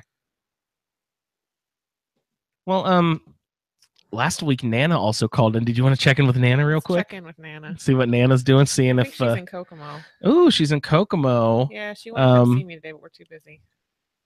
Tori, I know that you haven't heard it, but this actually is a good lead into the Fallout feed has a special episode that we are charging $1 for, and you can get that special episode by donating $1 at asapodcasting.com. If you go to the Cystic Fibrosis Foundation benefit segment there, the section there on our podcast page, you will see that. Oh, sorry, I just lost the track of mine. You're talking about the. I'm like waiting to call my mom. Yeah, Nana. Okay, Kokomo. That special episode for the Fallout feed you can get by donating $1. It was hosted by Susan from Vault 97, who is played by our friend Laura. Laura plays a character called Susan, who plays a radio host who's stuck in this vault and hasn't had human contact for a long time. But she plays all sorts of old-timey free radio songs that like she's allowed to play, that she has the rights to. And she has this group called the Sportsmen that she likes. And all of their stuff is free. You can find them on, audioclips.com or whatever it's called, archive.com. But she likes the Sportsmen, and I was just looking through their stuff because I wanted to put a little outro on the end of our special episode. And they have this really awesome, catchy song that sounds like a 1940s song. It's called Kokomo, Indiana. And it's just like... Really? So I tacked that on to the end of the episode, and it's really awesome. So if you want to hear that, guys, a special cool little song, donate $1 to our cause and write FF special in the comments, and we'll send you off that cool little Fallout feed episode, game show episode. Let's check in, see we've got Nana on the line, see if we can check in with Nana real quick before the end of the show. Hello. Uh-oh, it's Nana. Am I on live? You're live, Nana. Hello. I hear Peaches. Yep, Peaches and Max. Oh, Max. Yeah. Nice. Max. We have we must have Aunt Cheryl and Aunt Dee Dee too if you're in Kokomo. And Grandma. I am. Yeah. What are you doing in Kokomo? Oh, just came down. Daddy went bike riding with Matt, and I came down and ran around with Grandma. And we're having Thanksgiving here. Oh, okay. Fun. Yeah, in Kokomo. Yeah. In Kokomo. You're doing Thanksgiving right now? Not today, on Thanksgiving. On Thanksgiving. Oh. I thought you meant you're doing Thanksgiving right now. No. We will probably refrain just because of the germ situation. Yeah. Okay. But So, did you get my text? I think I did it right for the cystic donation. Did you thing. Oh, you donated. That's great, Oh, Mom. Nana, you don't have to do all that. But thank you so much for your The kindness. receipt said ASApodcasting. I'm like, well, I guess that's right. Yeah, that's it. That's great. it. That's us. Good job. Thank you. Perfect. You're welcome. Well, anyway, I was trying to get back to your podcast, but I wasn't sure where to find it, so I'm going through Facebook trying to find the right page. Oh, I can. Well, Andrew will send you the link. yeah, we'll send you She's something. been pretty good with this technology stuff, downloading the show and stuff. I'm impressed. Who's that? Yeah. You. Yeah. I'm impressed with you. She likes watching the show. That's so cool. Huh? Or the technology. The technology. Technology. Yeah, but Nana's been really awesome. She listens to a lot of the shows and downloading and participating and stuff. It's really great. Did you do Trace Preguntas yet? We did Trace Preguntas. We were going to ask you. I missed. We were going to ask you one. So what's it like being a grandma to somebody with cystic fibrosis? Well, he's the same as my other grandkids. Mom, is that what you mean? I don't know. Is there anything? Well, I mean, when he first came, there was a lot of praying, and how do you make deals with God? But I'm just grateful that I was heard that he's as healthy as he is. Yeah, definitely. Yeah. And my mom is really good about doing vest time with him and breathing treatments if he needs it. And we appreciate that, Nana. We appreciate you coming down and helping out with him. Yeah, but no, I think he's doing really good.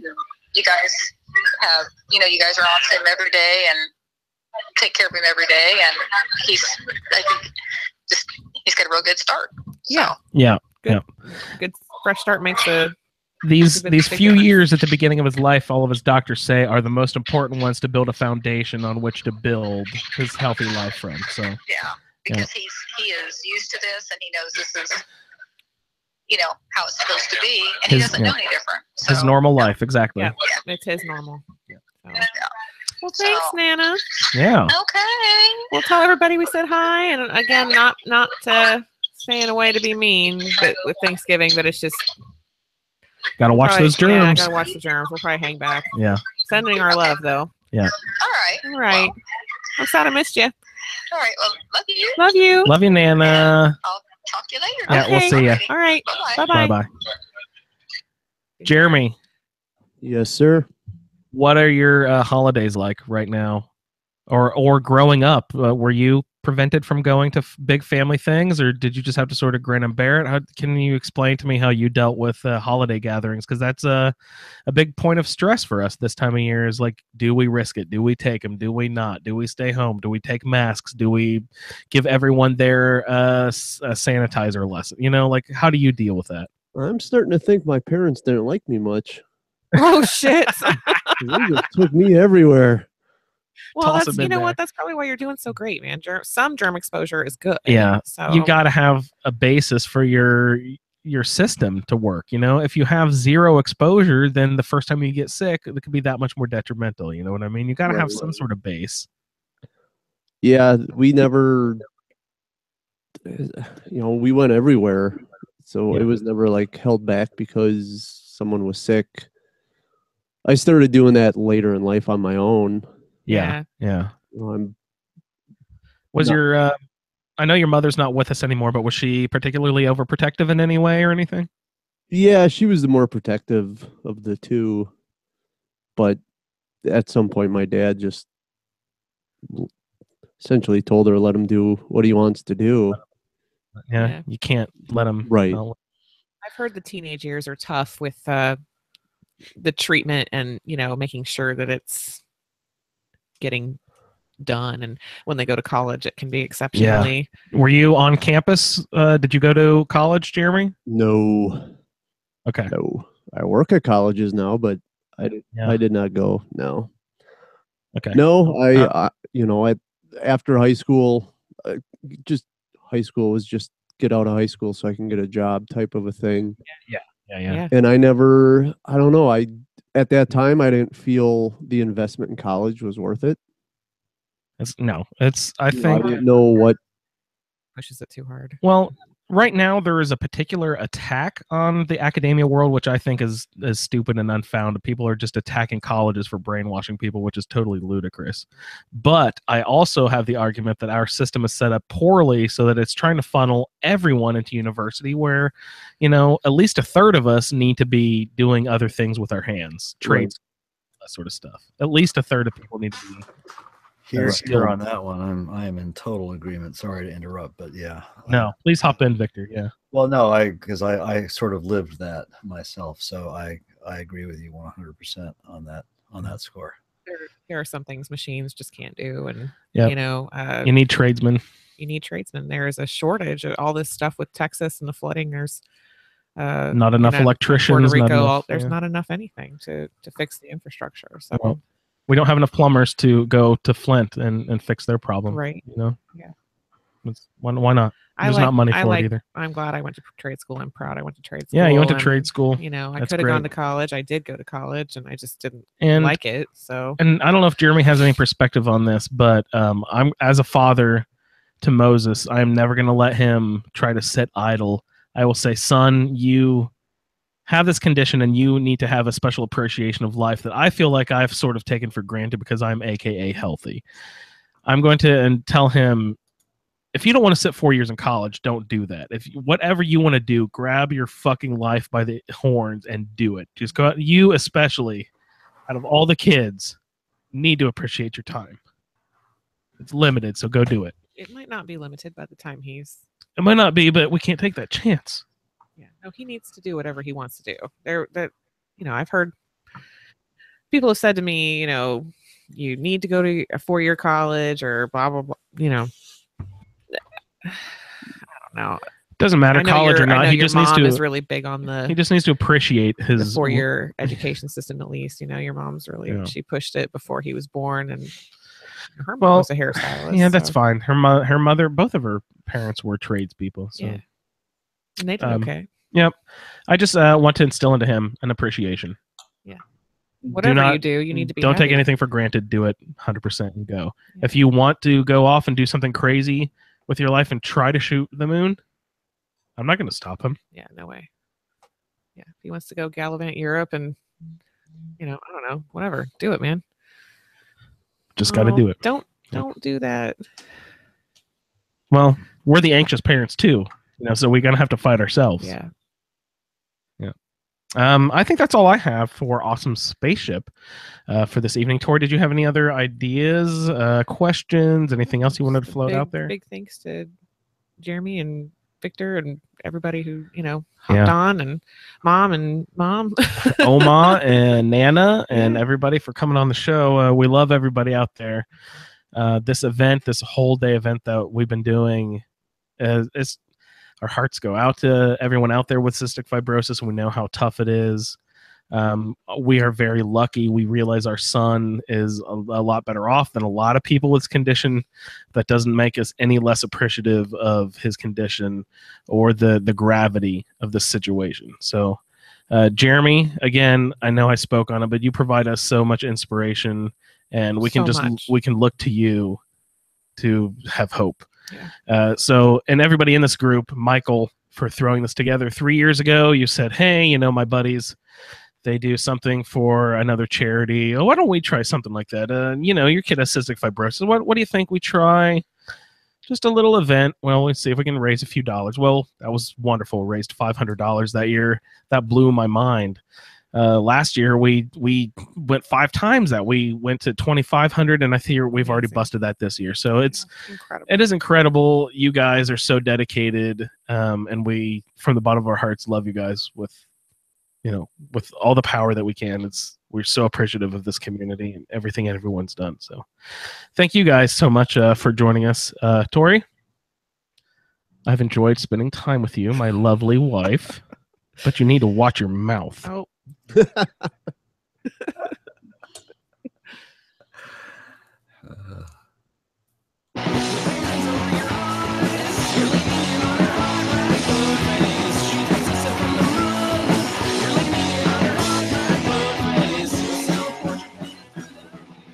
Thank you for downloading this episode of Awesome Spaceship. The show can be contacted by emailing awesomespaceshipshow@gmail.com. For our Amazon link, which benefits the Cystic Fibrosis Foundation, please head on over to asapodcasting.com, where you will find the Skyrimatic Podcast, the Fallout feed, ASA Game Talk, our YouTube channel, the Earwash Show, the Chatterbox, ASA Mod Talk, Damn That Television, as well as other content. Join the Facebook group at facebook.com/groups/Skyrimatic and find us on Twitter at Awesome Spaceship, AWESUM. Once again, thank you for downloading. Now let's blast off.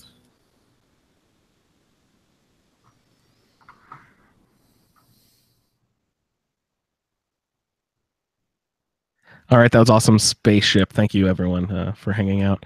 The rest of the schedule is free for all. We're going to hang out and have fun. Yeah.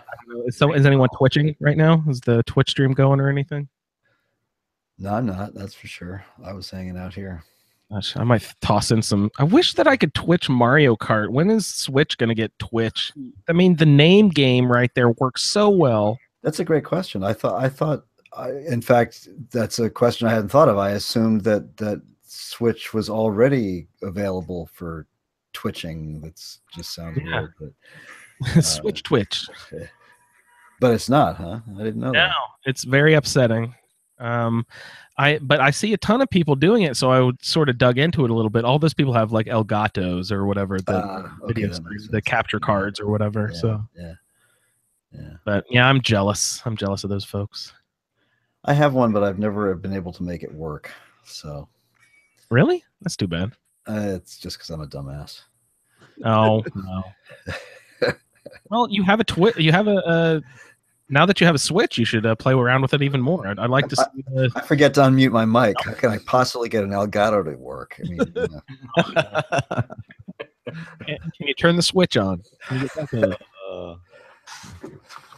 Yeah, we were both in that boat, Victor. At least you didn't do an entire stream. With no mic on. It came close. Yeah. He did at least a half hour. Colin, you did another stream with no mic too. We had 2 streams without mics today. That's awesome. It was working great at the beginning, and then I thought, oh well, he's just really concentrating on playing the game, you know. Oh, yeah, that definitely.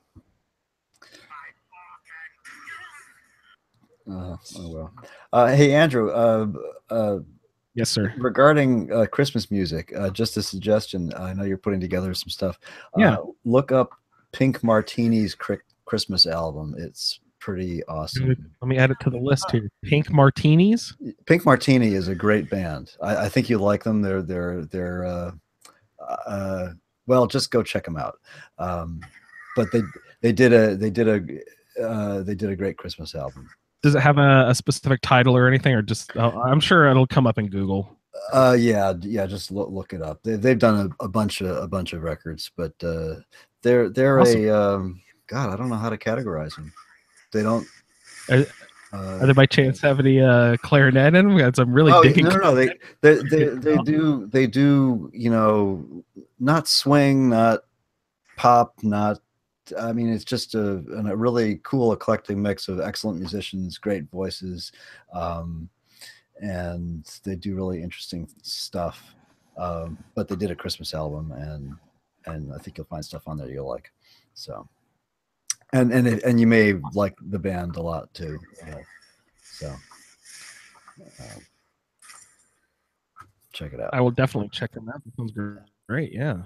So Andrew, is there, like, does Pandora or whoever your streaming service of choice is, do they have Christmas music available all year round? Absolutely, Jeremy. Otherwise, I wouldn't be able to do my Christmas and July jams for a week. I usually give myself to burn off some of the stress and try to pretend that it's not 98 degrees in Indiana and I don't have swamp ass. I actually have snowball. But I do watch a couple of Hallmark Christmas movies in July when they do their Christmas in July thing. And I know they're terrible movies, but I'm such a sappy, sentimental. I know they're terrible, but I'll get a little bit of enjoyment out of watching those and listen to some Christmas music in July. But I try not to make Tori, you know what I mean? I try not to open it up way too early. She doesn't hate Christmas. I'm bringing it up like she's a Grinch or something. She's a normal person. You know what I mean? It's just like it's just that I go overboard with it. So I like she's a Grinch compared to me. When do you shut it down? After Christmas. I will take as often as many years as I can. I will take the week off after Christmas so I can continue listening to Christmas music and enjoying Christmas season for another week. Hey, 12 days, man. You know that's what it's all about. You got till the 6th of January.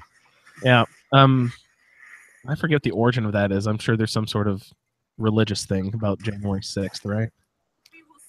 12 days. Yeah. It's something about a turtle dove or something in there, I'm sure. Unless you're on the Gregorian calendar, but that's or Julian. I can never remember which one's which. Yeah, for someone who loves Christmas so much, I know absolutely nothing about its history. So I just like Santa and Frosty, you know. Do you decorate your yard?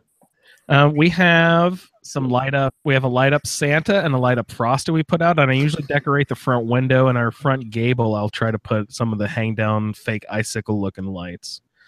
I don't go all out. I don't have a Griswold house or anything.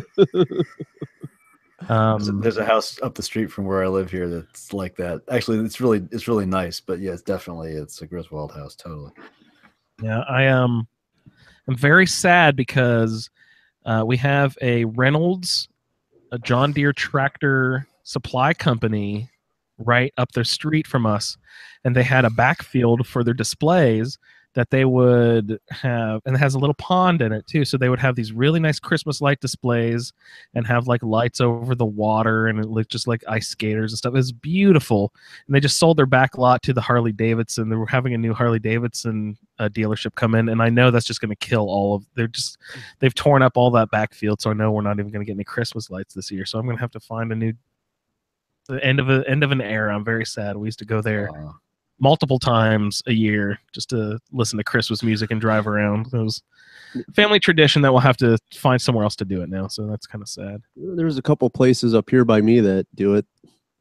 It's a little bit of a drive for you. Drive to Wisconsin. Yeah. I'm sure there's no two of them. Yeah. No, but it's always, we'll find it. We'll be fine. We always find tons of lights to do. You know. Is there we have a street in Milwaukee called Candy Cane Lane.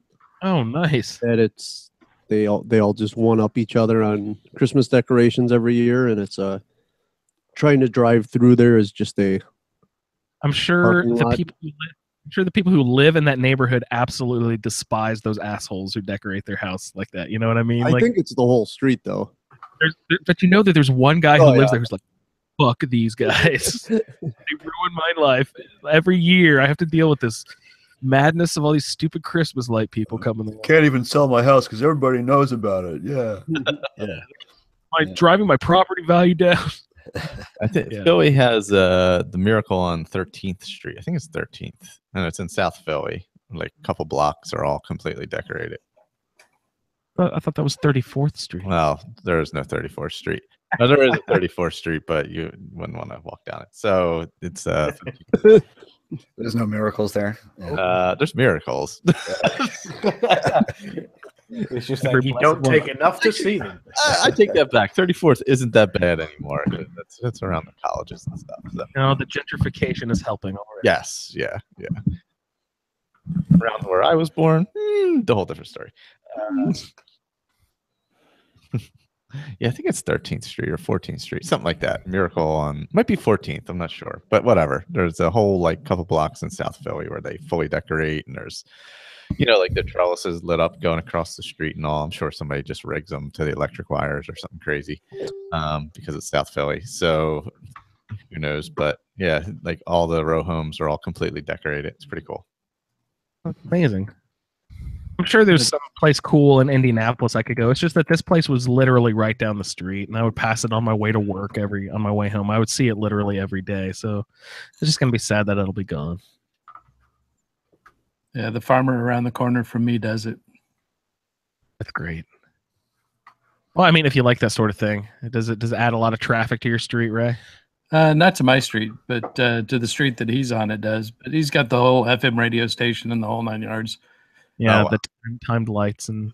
But his goats are roaming around through the lights. And does he like put antlers and a shiny nose on any of his goats? No. Missed opportunity there. The battery packs, they keep eating them. Yeah, they probably thrive on them too. They do. They're an amazing species, those goats. Yeah, we used to like in Disney. They used to have the Osborne family spectacle of lights or whatever. It was this family that was from I don't know, like Missouri or something. Sharon! Yeah, they used to do like crazy lights on their house, and then it got too crazy. So the neighborhood was like, "Yo, you got to stop." And so then they moved into one of the parks in Disney, and they did like. It was like 1 million lights or some craziness like that. It was actually really cool, and they would have snow and all that kind of stuff. I miss that. They don't have it anymore. Did you watch that Christmas decorating show on ABC or whatever that is? No, I never have. Andrew? Do you need to ask that question, Jeremy? How many times have you written into it? I know my wife just said you don't watch it, but my on demand sometimes, like when Christmas rolls around, I'll just like type the word Christmas, or now that my Xfinity cable has the voice recognition, I can actually just say the word Christmas into my controller, and it'll bring up like just thousands of titles of everything that is planned out for the next month and a half about Christmas. And I do like watching the Christmas light competition. Mm-hmm. TV, they have these two like they'll feature two houses that go against each other each week. It's really funny. Sometimes there's baking shows. I hate cooking shows, but I'll even watch baking shows sometimes when they're Christmas themed.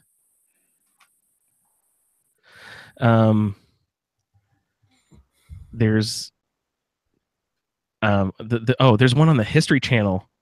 And this is ridiculous, but it's just called Christmas Through the Decades or Christmas Through the Ages or something.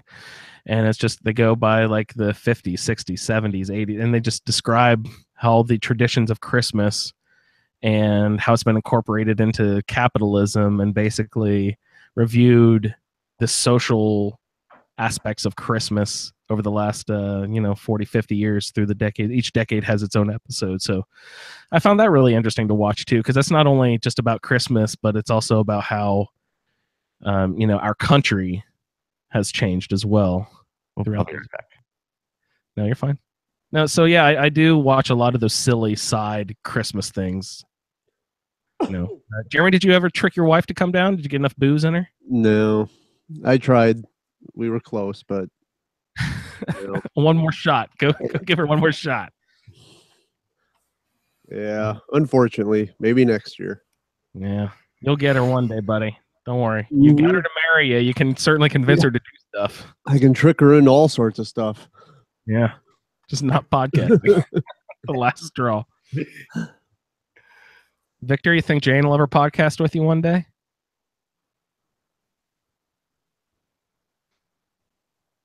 He's muted.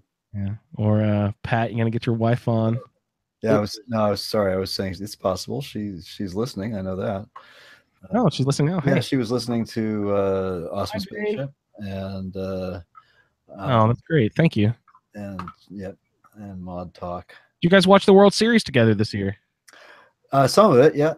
A couple of the games. I didn't get to meet Jane much, but that's one thing we did talk about a lot was baseball. I haven't even watched baseball the last few seasons very much, but she's definitely very knowledgeable and passionate about it. So that's really awesome. I was glad to get to meet Jane at the Philadelphia Podcast Festival, and hoping we can maybe organize that, sort of make that one of our little podcast group traditions. Yeah, that was pretty cool. We had a great time down there. So, and the Indianapolis Pop, I think it's called Indie Pop Con, is what it's called. Whatever our closest thing to Comic-Con would be. They just added either last year or a couple years ago, they just started a podcast section of that. So Tori and I will at least be submitting Awesome Spaceship, and if any of the ASA podcasting podcasts are interested, we could, of course, we have a guest room and stuff. It'd be fun to have maybe an Indianapolis section too, if anyone ever wants to. Tori's giving me an evil eye over the look. What do you say, hon? As long as she says, as long as they're not sick. Yes, dear, we know. As long as Jeremy doesn't come, yes. As long as Jeremy, we could send. Actually, we could send Mo to Oma's house, and Jeremy could. No, Indianapolis has hotels. Yeah, these things called hotels. It's not. It's a. Yeah, you're not sitting. We can do both.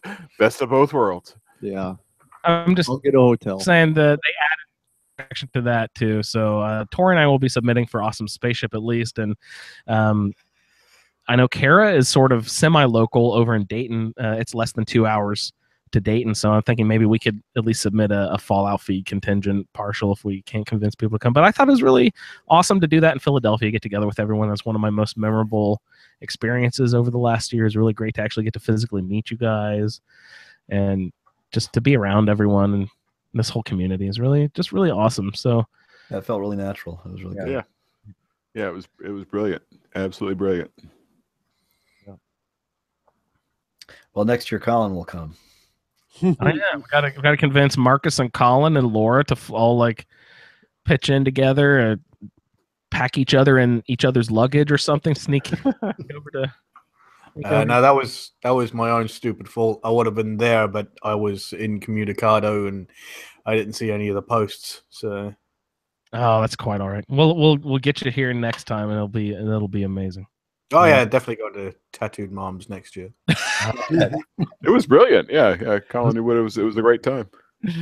They had poker chips sitting out at Tattooed Moms. They just had little bowls of poker chips that you're supposed to take this poker chip with you, and when you brought it back, you would get discounts on drinks or something. It was kind of like their club card. But I thought it was really interesting because it's just a poker chip, a yellow poker chip that says "Mom" in the middle.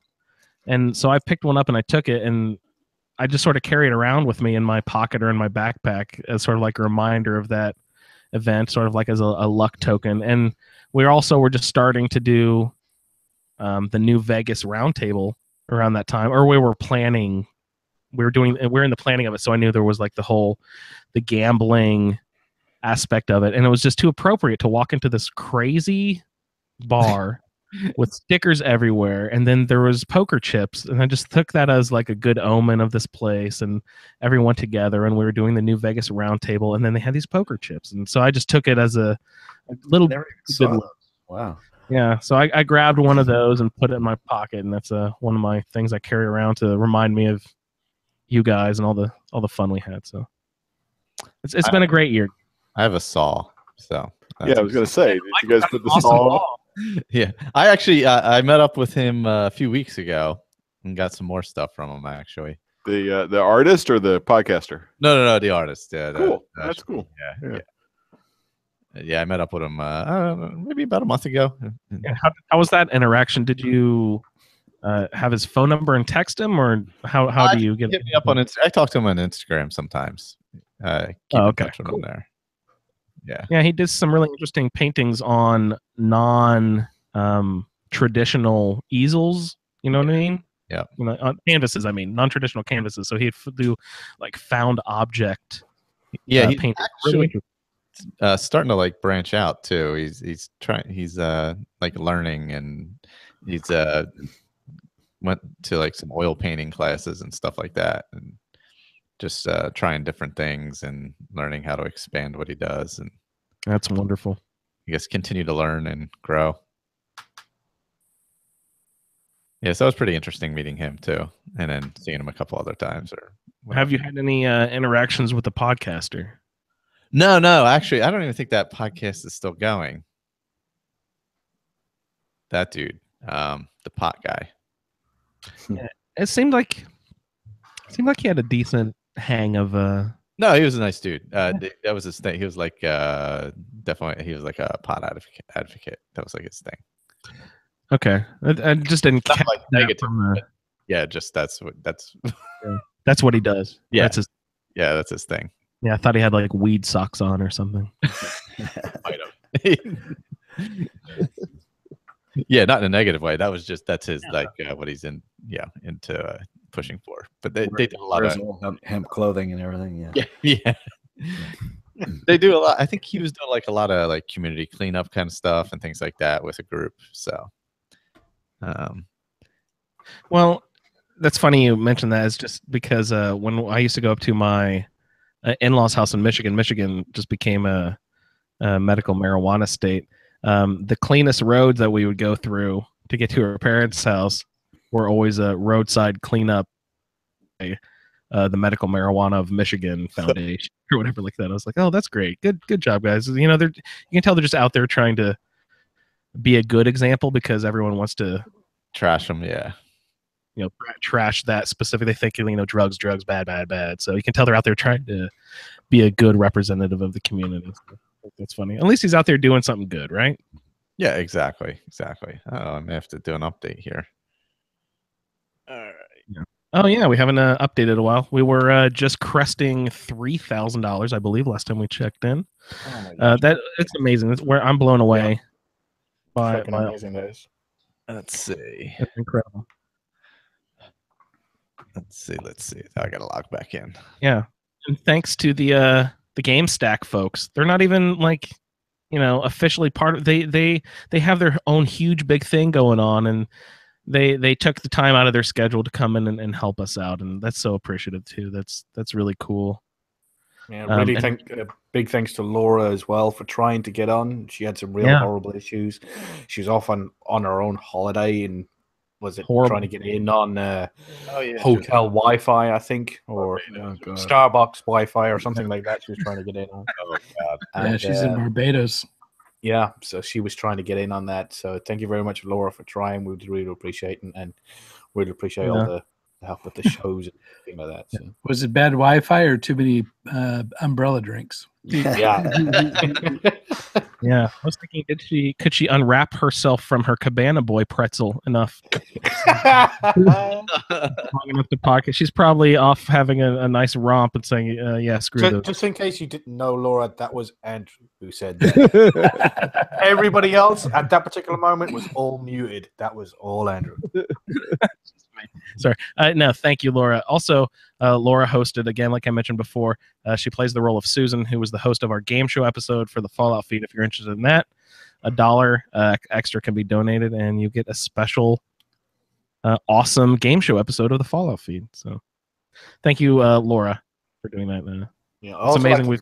I'd also like to say, if you're wondering, like, you know, about I can't spare that much money, I don't want to donate, all I can spare is $1. They don't just want $1. You could look at it as terms of, you know, CFF.org are trying to fund this particular piece of research that Bob Myerson in Utah is setting up, and sort of like they go, right, well, we got this donation from ASApodcasting, and, you know, it's $3,001. That gives us enough to be able to fund Bob's research in Utah. And then 5 years later, Bob researched and he finds a special gene, and when he mixes it with linseed oil, it, you know, it cures fucking cystic fibrosis, you know, because you sent that in $1 to get a 2-hour, 3-hour podcast. So yeah, if you're thinking $1 isn't going to help and it's all you can spare, it's definitely going to help. Just throw in that $1. Exactly. Here. Exactly. So we are at we'll call it 3250. Nice. Math afterwards, but yeah, we'll call it that. That's amazing. So impressed with everyone out there, all the support and everything.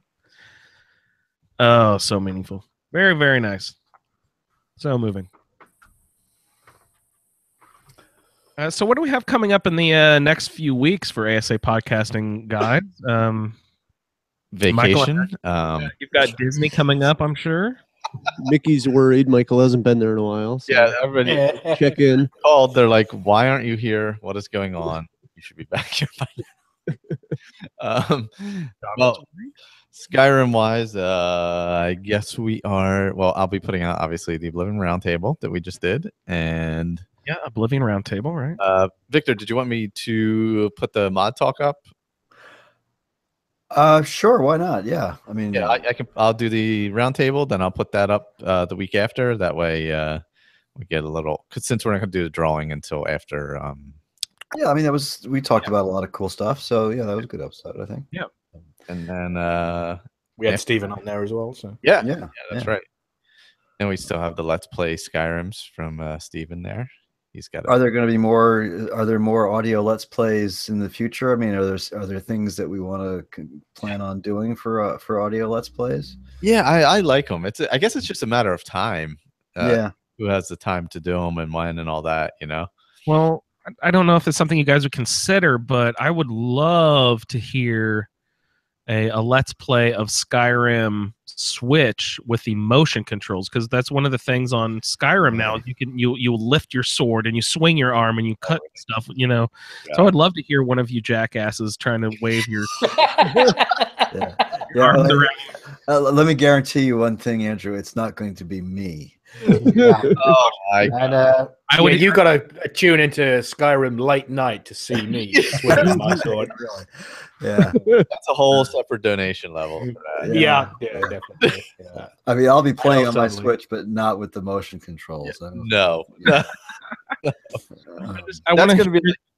I want to hear the frustration of someone doing that. Maybe it might have to be me. God. You want to hear the sound of the Switch smashing against the wall across the room? Yeah, that's crumbling to the ground. Yeah, that would absolutely have to be a video program. Oh, that's true. The first that rules me out. I got no webcam, so we'll send you one. Oh darn! Oh darn! Is Skyrim VR out yet? When does that? Has that happened yet? I think that's the same day, isn't it? Yeah, it's the same time. Yeah, really? Wow. Same day as Skyrim Switch. Mm-hmm. And that's for PS4, right? Yeah. And Vive. Is it Skyrim VR or Fallout VR? Skyrim. Pretty sure. Isn't Fallout VR or is it both? Fallout VR is. They're both coming. It's not out yet. Yeah. On the stream, I think you got the chance to win that exclusive. Was it PS4? The Skyrim PS4. That's pretty sweet looking, I must say. Although I wish it was. Jeremy posted it in the Facebook group earlier on. If you watch the stream, they're going to be using that to play, and you get the chance to win it. That's awesome. I thought it was a Switch. It was a PS4. Well, there is that themed Switch too, but there is a PS4. It was a PS4 Pro, wasn't it? Mm-hmm. Yeah. Crazy. Oh, you know what, Rob? I should ask Rob. Rob has the PlayStation VR. He's had it for a while, so it's not even the Pro; it's the regular PlayStation he runs it on. And he said it was pretty good. He had it with the what game was he playing? Sorry, what game was he playing? The one horror game. Resident Evil. Yeah. He said it was pretty scary when you were in VR. Oh, nice. That would be fun. That would add a lot of dimension to the dimension. Get it? To the survival horror genre. That would be incredible. Yeah, that would work really well for that genre specifically. I don't know, Victor. Would you be interested in trying VR? I've tried it, at various demos, and I don't know, I don't get motion sick at all, so it doesn't bother me that way. But for the amount that I like to game, I don't think I could, wear it that long. Yeah, you just can't wear it longer than 45 minutes, maybe at max, and there's too much stuff being sort of jammed into your brain there. Have they done studies? Is it literally bad for your brain to have that sort of stimulation? I don't know, but I'm sure they will.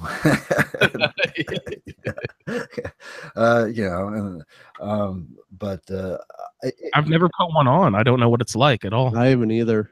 It's very. I still picture it like that movie Lawnmower Man. Yeah. You remember that? It's pretty amazing if you get a really good demo, I tried a demo of the what the hell was the first one called? Oculus. Oculus, yeah. That was pretty cool. I haven't tried the PlayStation VR, but the Vive. I had a chance to try the Vive, and they're nifty, but yeah, I think it's like going to a 3D movie. Yeah, it's not that it's fun for a while, but I think AR is the future. I don't think VR is. What is AR? Augmented reality, like the Microsoft HoloLens. So it's glasses that project something on the in the space that you're in, rather than having a visor that covers your eyes completely. Yeah. Interesting. AR is I think going to be the what really sticks. It's like having a HUD in in your. That's a great way to say it. Yep. Google Glass or something. Yeah, only much better than that. Yeah. That stream is tomorrow.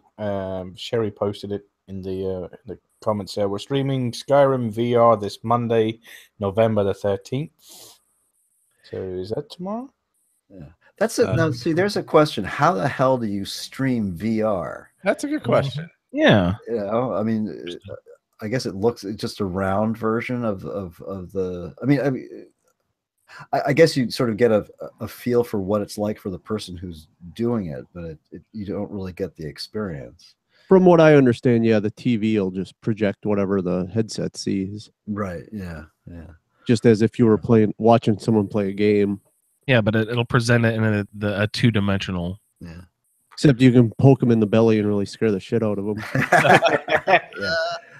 I think if I had the disposable income, I would probably buy the headset for the PlayStation because it's the most accessible and affordable one, and I'm sure there'll be great stuff for it. And there's some stuff that'll be a lot of fun to play with, but I just, I'd rather spend that money on something else. Yeah, that's the only reason I was looking at it is because Connor has been asking about it like crazy, and it's the most reasonably priced one. Yeah. Although didn't Oculus just announce a budget friendly pack? That's a couple $100. Maybe they did, yeah. I would also have to see if my PC runs it. Yeah. I don't know what the requirements are. Hey guys, I just got a text from my drummer, Billy, from the band Red Queen Hypothesis, who's brought you great hits, such as the theme song to Jeremy's podcast, Victor's podcast, and my podcast. Yay. Billy writes, I'm listening to your podcast, and I might have missed part, but I've been messing with HoloLens at work and know a bit about AR and MR. Very cool stuff. I should bring it by to show you sometime. There you go. Got an in. It's really cool stuff. What is MR? Yeah, I was wondering that myself. Billy, text me, buddy. What's AR/M? What is MR? Multiple realities? Are you taking me to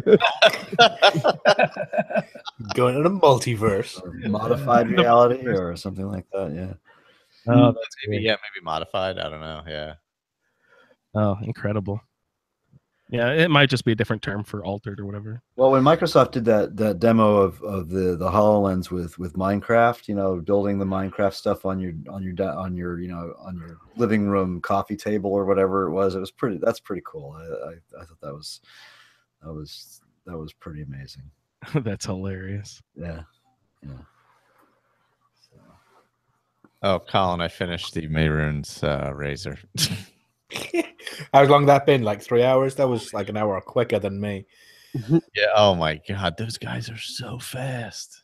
I would get hit and I would be pinned against the wall, and then I would literally fly into the air. They were hitting me so many times. I'm like, what the hell? But I did free the Morag Kong assassin. Yeah. And he helps you out, actually, which is nice. Yeah, I didn't know whether he was going to be quested.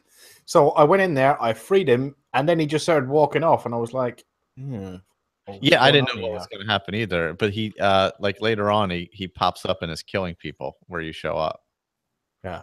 So yeah, I went back on a save. I saved just before I let him out, just in case he tried to kill me.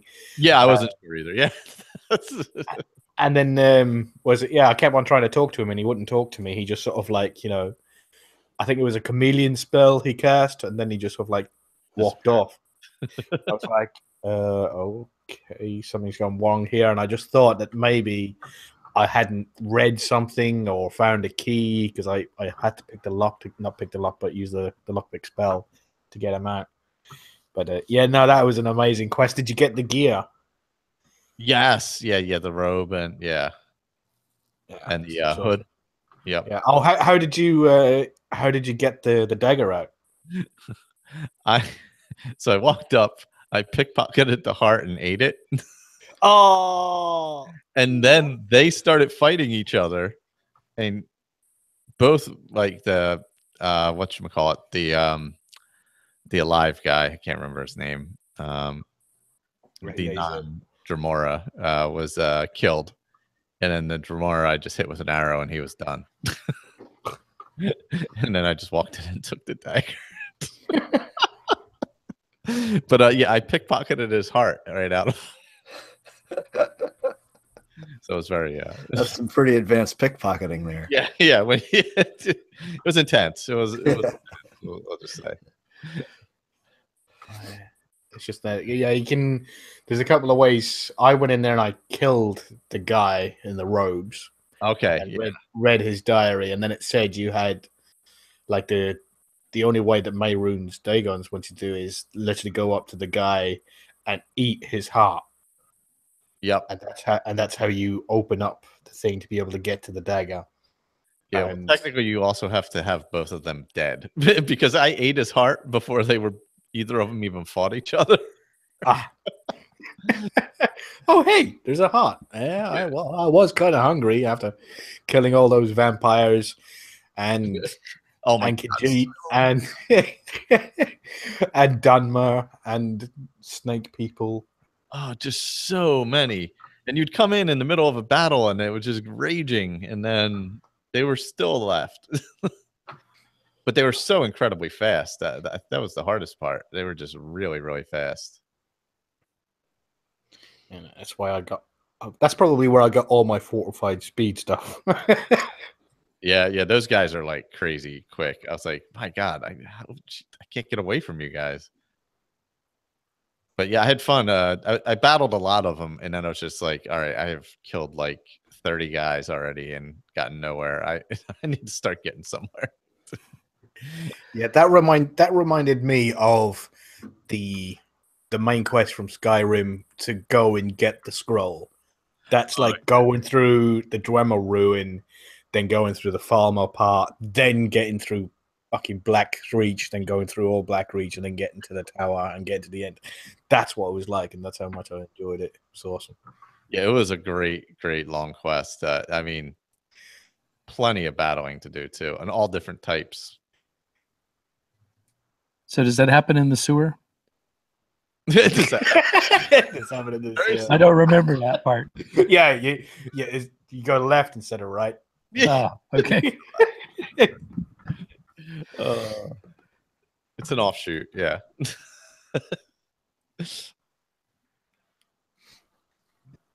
Yeah, I realized I hadn't loaded in all my extra content, so I went and did that. Billy texted me back. He said that MR means mixed reality. Oh, okay. Microsoft's development platform, or how they refer to it as mixed reality. Okay, cool. Is this sort of a thing where they can like do backwards compatibility sort of stuff, where they'll start releasing old games in VR and stuff? Like, will Oblivion have a release in a couple years or next year or whatever? You know what I mean? I don't think the engines would support it. I don't know, or it would have to be like just kind of faked into it, almost like Skyrim does. I mean, it's not really. I don't know. That's just doubtful. Yeah, I have no idea how any of that works. You know, Horizon Zero Dawn in VR would be pretty fucking amazing, though. That is I know it got sort of a bad rap for a while there, but just hearing people who like the game describe the game. What was the bad rap? That right there makes me. I think he's thinking about No Man's Sky. Oh, am I? Okay, I'm sorry. That's what I meant. Yeah, that game, No Man's Sky. If someone describes that game, that might be interesting. Most PlayStation. Some stranger is playing Witcher on our channel. What? It's probably hosting. It's a hosting, probably. Yeah. We have it set up to host. It'll auto host various friends of the channel. Oh, okay. Metric seconds. Yeah. Go kill him. Yeah. I thought Lee was lying to me, and I was like, "You're lying, Lee." And then I went there, and then there was just like, there's this glasses guy, and it's not a glasses guy that's Michael glasses guy. It's some other glasses guy. So I was like, oh god. And plus, he's playing Witcher, and nobody's saying plays Witcher because it sucks. Wow. It's okay, Colin. He's Canadian. Oh god. At least he's not playing like X-rated Skyrim or something. Oh god, yeah. Somebody with one of those like thong mods or something. Oi, don't judge me. Yeah. Victor's favorite mod, Schlongs of Skyrim. Schlongs of Skyrim. What about that? Oh god. Oh. Michael, did you see the Paris Games Week Last of Us 2 trailer? No, I didn't. That everyone's all bent out of shape about? Oh, why are they bent out of shape? You can go watch it, but everyone's been out of shape because it's pretty graphically violent. Oh, I caught a headline about that. Yeah, everyone's been out of shape because because they were hyping Paris Games Week as like E3 Part 2. Yeah. And to play that in their collage of games, they're a little upset that it was so violent and you weren't necessarily expecting it. It looks which game is it? Last of Us Part 2. Oh, okay. All right. Yeah, it's pretty brutal. It looks great though. Yeah, I want to check that out. Yeah, I never got through. I think Serrana is in it. What's that? Serrana is in that. Well, not Serrana, but the woman who plays Serrana is in that. Yeah, yeah. Oh boy, I'm gonna hear her sarcastic voice. At least it's not Lydia, right? Hey, they're fighting words, they are. Oh gosh. I'm sworn to carry your burdens. Yeah, she needs to give you some tood. That's right. Keep your level. Yeah. Keep you grounded.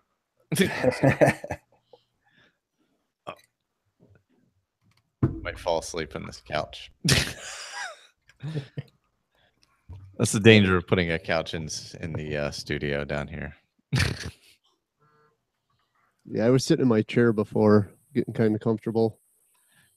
I keep debating moving my rig over to the other desk, which is sitting right beside my big comfy couch. And I say, no, don't do that. It's dangerous. It's dangerous. This couch isn't even all that comfortable. It's a tiny little IKEA couch, but it's still more comfortable than sitting. That must be the worst. IKEA makes horrible furniture. Yeah, I couch all my stuff. I do all my gaming from my couch, all my streaming from my couch, all my podcasting from my couch. No, I would get too comfy. Mm-hmm. I need to be comfy when I game. Yeah, me too. Would really like it if my computer just had the screen the size of my television, though. That must be nice to have your PC hooked into your television like that. Yeah, it is. It's definitely is. But it's such a waste of a television because it's like, I don't know what size it is, but it's like a 3D sort of like panoramic type thing. But I don't know how to use any of that, so it's just it's just used as like it wouldn't be any difference if I had like an old gas television. It's still exactly the same. I just plug the shit into the back of it and then just press go. So yeah, the other problem with PCs plugged into TVs is the TVs don't have the the response time that computer monitors do. So they do, you do get a little tearing and blurring. Do you ever see a 55-inch computer monitor? In big professional studios that can afford $50,000 monitors, yes, probably. Are you kidding me? Oh my god! I don't know what you need to buy something like a Sharp or something like that. Well, that's probably what the makers are over here. I don't know what you'd probably have to get like an Apple television or something like that. I don't know. I mean, I use a TV for my little Mac Mini, and it looks just fine. But I don't play games on it, and certainly consoles. I have my Xbox and everything plugged into my 48-inch television, and it looks great. It's just it's only a matter of what the machine is putting out, right? It's funny. Jeremy's been discussing this very topic on Game Talk the last couple weeks about how he doesn't have a 4K TV. So is there a point in upgrading to the 4K games and all that stuff?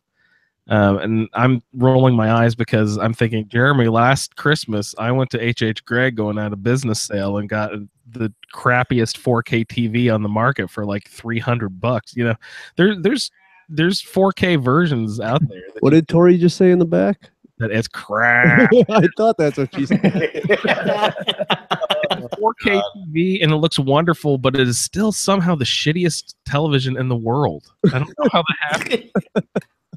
It looks amazing, but it's terrible. I bought a 4K for down here, and I don't run anything 4K on it, but it was like because it was just the same price as like the other, the not 4K. So it's the man thing of walking in and going, that's the one that's the best one I can afford. I'm having it. I gotta have it.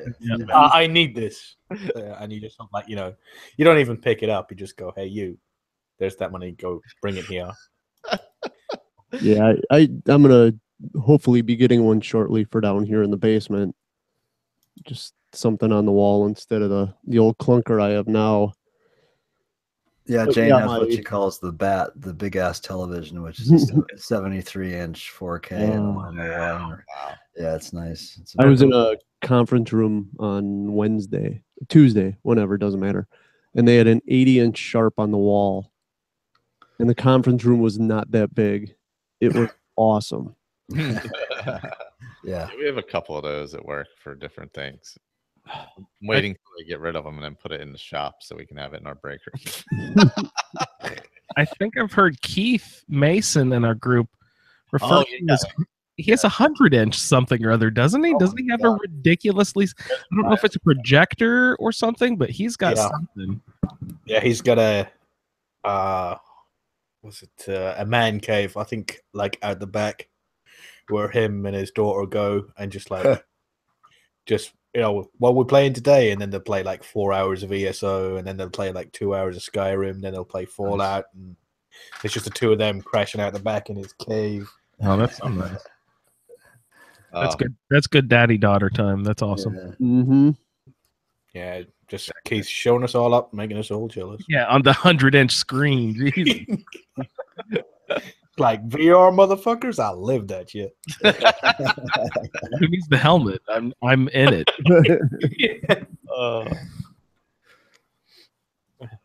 You probably find out he has no wall; it's just a television. It's one side of the building that he calls his man cave is just a television. And he hasn't been playing Fallout; he's been actually shooting people in his backyard. Those aren't ghouls, Keith. Stop it. I thought it seemed awfully realistic, but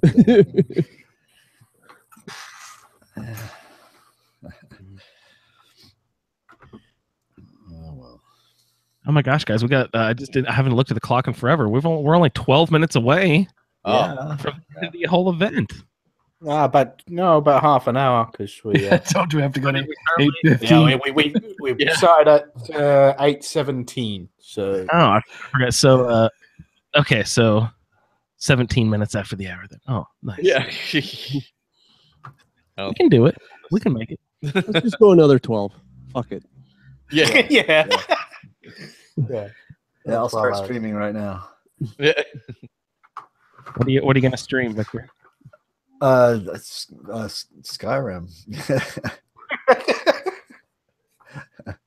I'm sorry. I guess that was a dumb question. I don't know.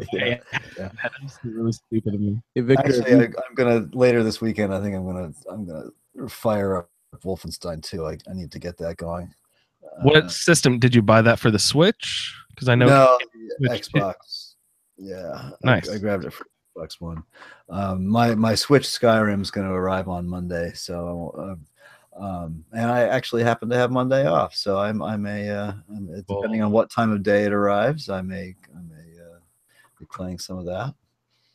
Oh, I hope you picked up Friday, right? No? Oh wait, that's right. Well, it can't arrive Monday. It's arriving on the 17th. Yeah, duh. Yeah, dumbass. Yeah. I hope it comes on the 17th because I need it before I leave so I can have it. according to Amazon, it will be delivered on the 17th. Of course, that happened to me with what was it SE when SE released, and Amazon promised it on the day of release, and no one got it. It didn't show, and we were doing a podcast. Oh yeah. So I had to run out and buy it and then return the Amazon one. Yeah, right. It finally came 2 days later or whenever the fuck it came. Yeah. I hear they're getting pretty bad with that. Yeah. So even you guys are still buying physical copies for the Switch? I buy a lot of physical copies for my consoles. Yeah. I don't buy any physical copies for PC.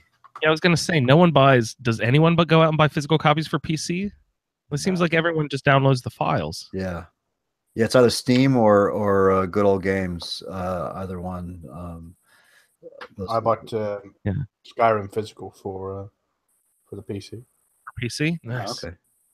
I did notice. I just happened to be wandering around the video game section at the store the other night, and I noticed that there's still like more PC games than I would have imagined just for sale at the store. I'm like, wow, there's a pretty big selection here. I was kind of impressed. Yeah, there's still a bunch of box versions, but also next to them there's always the what do you call them? The little cards with the codes on them that you buy. Code, yeah. So, Victor, did you pick up the Horizon DLC? Not yet. No, I haven't done that. That's on my list.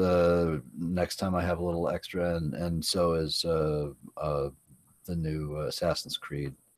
So good. I'm actually a little sorry that I grabbed Wolfenstein instead of that. I did that mostly based on because I love the series and because Sean was so he was like head over heels with it, so I grabbed that instead. But I definitely want to play the new Origins. It looks awesome. It's so fun. The light RPG mechanics are fun.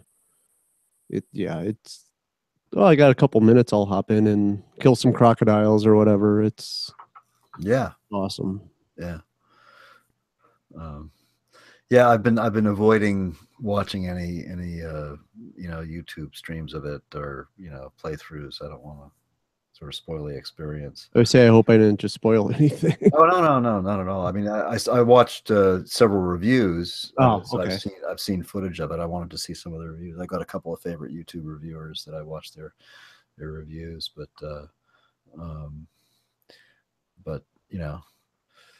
I haven't watched any actual playthroughs. Mm-hmm. But yeah, that's. I can't think of any other games that are like coming up that are really maybe Red Dead, but that's not until next year sometime, and there's a couple of others. Yeah, I'll be excited to play that. Yeah. Do you think that Switch will have a simultaneous release of that game, or Switch will be behind release schedule of the other two major platforms? What do you think? Is Red Dead coming for Switch? I don't even know. Theoretically, if it were, because I don't know that it is, but if it were, do you think that they would release across all three at once, or Switch would have to lag behind in most new releases? I don't know. I think Rockstar's using LA Noire as a test. I forgot about that. That's a great point. Yeah. I believe comes out Tuesday. It either comes out Tuesday or Friday this week. That was a little. I thought that was kind of a weird choice, didn't you? I mean, it was like, yeah, especially thinking back to some of those cases. There's definitely mature content in there. Very, yeah. Yes. That's kind of. And then I read an article about Nintendo wants to shed that "we're the kiddie" network, we're the kiddie option, we're the family console. They don't want that reputation anymore. So I heard that they're going to try to start releasing a lot more adult themed games. So that doesn't surprise me then. Yeah.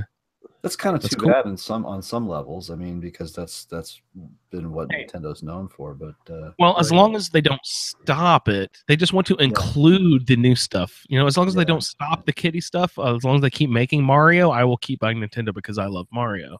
Yeah. But they just want to include more of the stuff. They don't want to be laughed at by the other two anymore. You know what I mean? Yeah. Yeah. Even though they will always be because their technology is 5 years behind or whatever. Well, and the Switch isn't a very powerful machine, so one wonders, is a game as technically advanced as what I assume Red Dead 2 is going to be? Will the Switch even be able to handle it at a decent frame rate? They'll have to dumb it down for the Switch. There'll be a Switch version a year later. I think with a lower frame rate, but worse graphics, that sort of thing. I think you have a better chance of seeing either Red Dead 1 or Grand Theft Auto 5 put onto the Switch because they made it for last gen. I would play Grand Theft Auto. I've heard amazing things about Grand Theft Auto. It's an awesome game. 85 million copies sold. GTA 5. Heard amazing things. I would totally play that on Switch. Especially if you could incorporate the motion sensor and like really get into punching people and stuff. I just love that game because it's so fucking huge. The first time I ever loaded it up to play, because I've been to LA a lot, and so I just said, okay, screw this. I got in the car and I just drove north, and I just kept driving and driving and driving, and it's like, oh my god, this game is immense.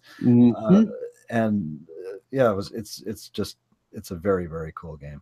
Well, and how much in that game have people not even found yet? Because wasn't there a story that if you do a certain thing at a certain time, you can see like Bigfoot or something? There's all kinds of little Easter eggs. Right. Yeah. That's awesome. Yeah. That's crazy. So I think LA Noire is going to be a good test subject for Rockstar on what they can bring over, because that's fairly open world. If you stay out of the cases, I think you can just kind of drive through the city open world style. Yeah. Who makes Grand Theft Auto? Is that Rockstar as well? Yeah. Oh, great. And I loved Red Dead Redemption, which I always heard was Grand Theft Auto on horse. Yeah. So I should totally look into that. They're an amazing studio. They do amazing games. I mean, the stuff that I want to see. I mean, I know you probably covered it on Game Talk earlier today, but I mean, the stuff I really want to see on Switch are the smaller games, the RTS games, things like Factorio and even Age of Empires, stuff like that. I would love to have those in a really nice, good-looking portable screen that I can play. That's the kind of stuff I would think that's what I wanted on my Vita and never got, and that's where the Switch could really shine. Is anyone playing Stardew Valley on the Switch? I've played a little bit of it. I mean, it was cheap, so I grabbed it. It's not really my jam, but it's a great game. I heard they didn't utilize the touchscreen. Yeah, see, I don't care about the touchscreen, so I didn't. I just messed with it a little bit. Mm-hmm. Yeah, I had it on PS4, and I thought it would be a fun Switch game, but there's with Odyssey coming out, I figured I'm not going to spend the money. Yeah. There was a little game called We Are the Police or something like that came out the Tuesday that Mario came out. That looked kind of interesting, but I'm not going to spend $30 on a game that I'll play for 3 days. Right. Yeah. And Mario will just cannibalize its sales. Yeah. Now, Terraria has a release date on Switch, but I think it's not until early next year sometime. And that's sort of a side scroller, RTS type game. but well, we'll see. There's a lot of stuff, but Nintendo is so they're worse, probably worse than Sony when it comes to being a closed, a silo, a real silo. So well, they use a completely different architecture, don't they? Yeah, I thought that was one of the big concerns, was their architecture is so different. Are the big companies going to make a game for it, spend the time and additional resources to? Yeah, or is it even possible to convert? Right. Yeah.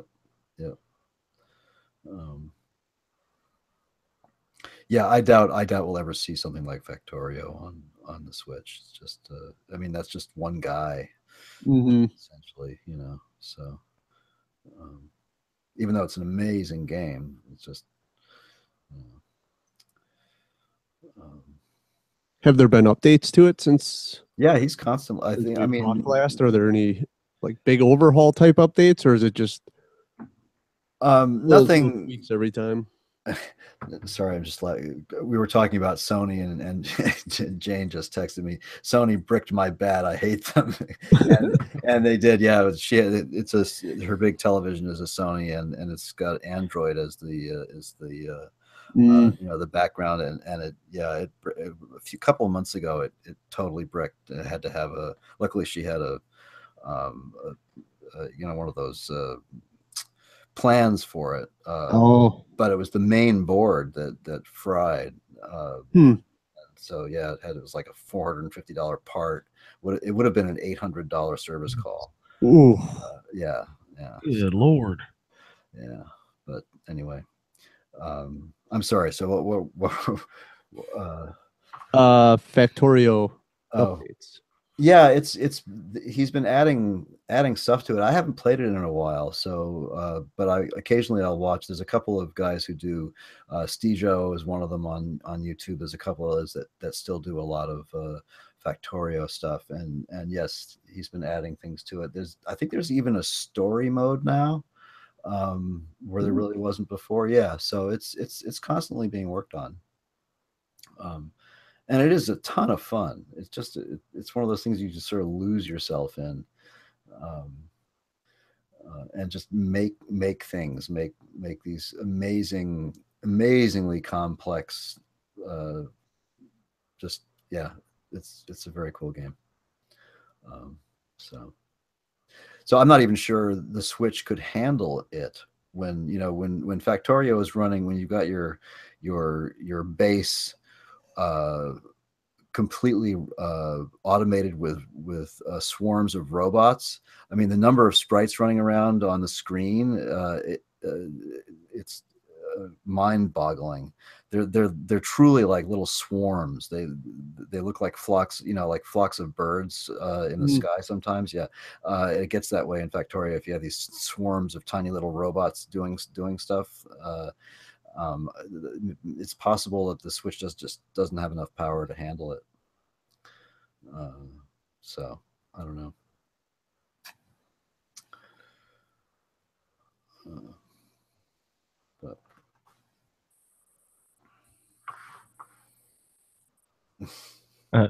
Guys, I don't know if I should say this or not, but I texted Billy back and I said, "What do you do with that?" Oh God. Uh-oh. Yeah, that's what do you do with that at work? It was the AR VR thing I was saying, and he said, technically I'm not allowed to say. So I'm hoping that like jackbooted thugs don't kick down our doors and come kill us all. Oh, I thought you were going somewhere else for that, because during Shailene's show there, Rick said something about Brazzers, and I was going, no, don't go down that road. That's exactly where I went. Yeah. No, sorry. Yeah. So he's not even allowed to tell me what he uses it for at work. It's so crazy. Sorry to interrupt. I didn't mean to interrupt. Well, no, I mean, there's no big secret about other applications for things like AR, which are like in surgery, in the operating room and stuff like that. Those those kind of things are well known to be, in development. So, surgeons can wear these glasses and stuff. There's so many possible, really, really cool applications for AR. Awesome. And then of course there's the NSA stuff that your friend is talking about. I mean,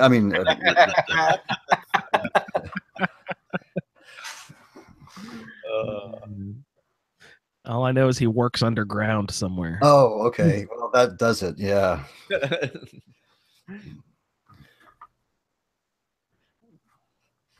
Yeah, well, we'll be able to control the pipe organ at the Cadet Chapel from my desk here at home, with my AR glasses. Oh, could you somehow control instruments with it, with your mind or something? I don't know. Yeah, through a MIDI interface. Yeah, that'd be awesome. Mind to MIDI. Yeah, get that adapter plugged in right into your brain. Yeah, somehow I don't think MIDI is quite has that capability. So if we go to 8:17 or so, it means we're getting close to about 10 minutes left. Michael, I'm not sure if there's been any sort of update or anything. I actually checked it. It's where it was, 3250. We'll say. Nice. That's such an amazing amount. Just that's like everybody. Yeah, like 22 something on our end, and then the rest is to direct to CFF. Oh, wow. We had people doing direct donations. Great, that's great. Earlier I hadn't checked those, so that came up later. Nice. Couldn't be happier, everybody. Really good job today. Yeah, I was only looking at the PayPal in the beginning because I was just I was having update issues on the phone. Well, you weren't allowed to touch your rig for a minute there, or else everything would have fallen apart. Yeah, when Chrome crashed that first 10 minutes or so, I was like, "Oh boy, here we go." But it's going to be a great day. Yeah. Yeah, Chrome crashed, then the phone 50 apps updated at once, and basically I couldn't check anything. So yeah. Of course. I'm just happy my internet worked today. I was making threatening Twitter messages at the Comcast customer service all day yesterday. Made them reset my schedule, and they did a quick diagnostics on it just to make sure everything was going to be okay today. It's like, you better make sure. Yeah, you've been totally solid the whole time. There's been no siloning, no nothing. That's good. Good stuff today, guys. Oh.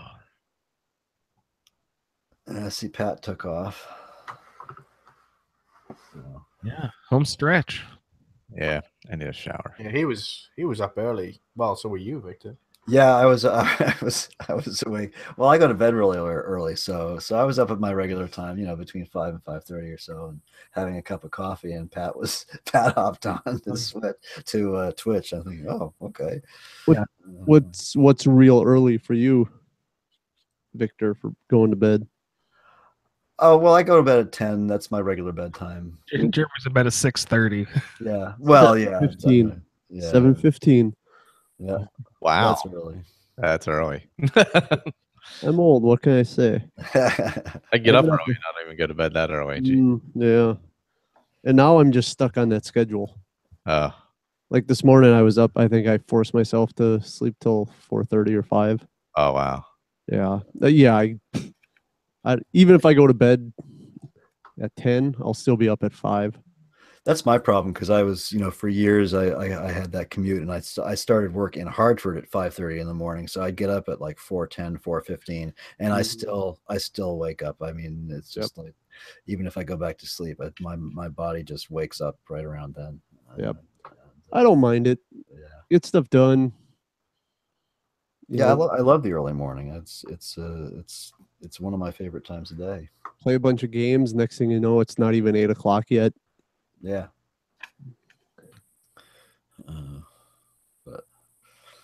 I hate getting up early. That's when I love to go out hiking. Man, I despise it. I got to get up like 28 minutes before I got to leave for work. And I have to get up 28 minutes before I leave for work, or else I'll be late. Down to the minute. Yeah, down to the last minute. Like, stroll in. I got all the brush strokes for my toothbrushing all counted out. 12 times per side and go. That's it.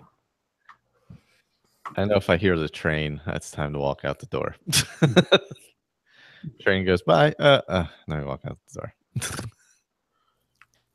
Yeah, if I have to get up early for me, like if I have to be somewhere at like 2 for testing, I can't sleep because I get so anxious that I'm gonna oversleep and miss it. Sucks. Yeah, that sucks. So you guys do your work early mornings before open of business? Is that Sometimes, yeah, depending on the customer. Yeah. You know, sometimes it's the only time you can test. Yeah. So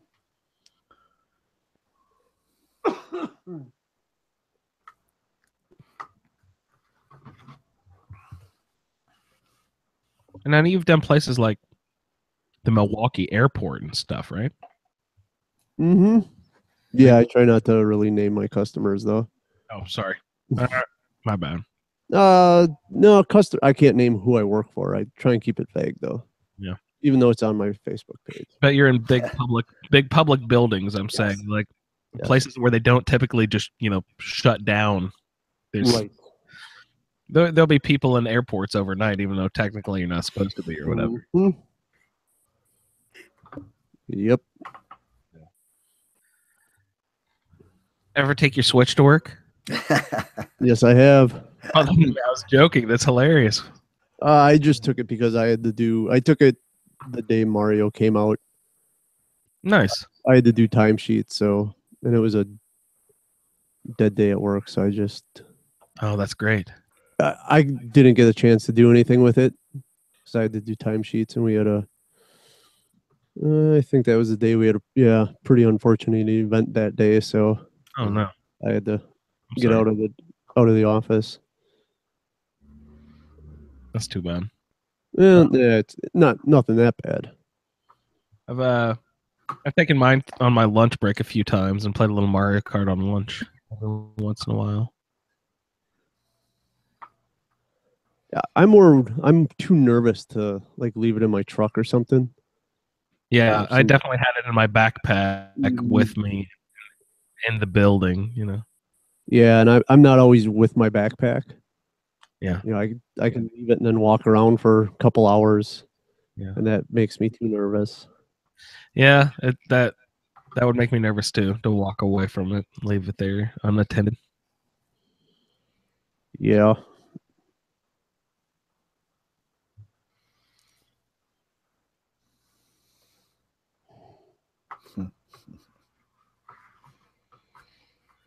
And the last 5 minutes of the broadcast, gentlemen.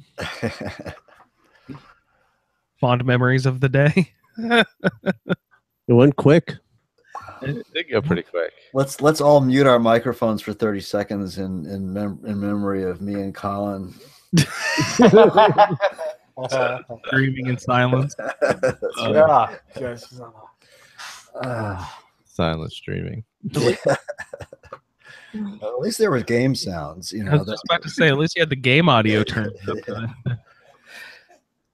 Silent. Yeah. People just think that I leave my mic off.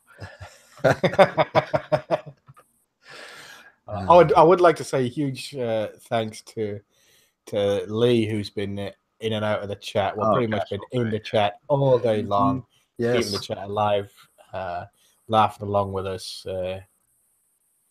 He's definitely been a big part of the show today for me. Oh yeah, for sure.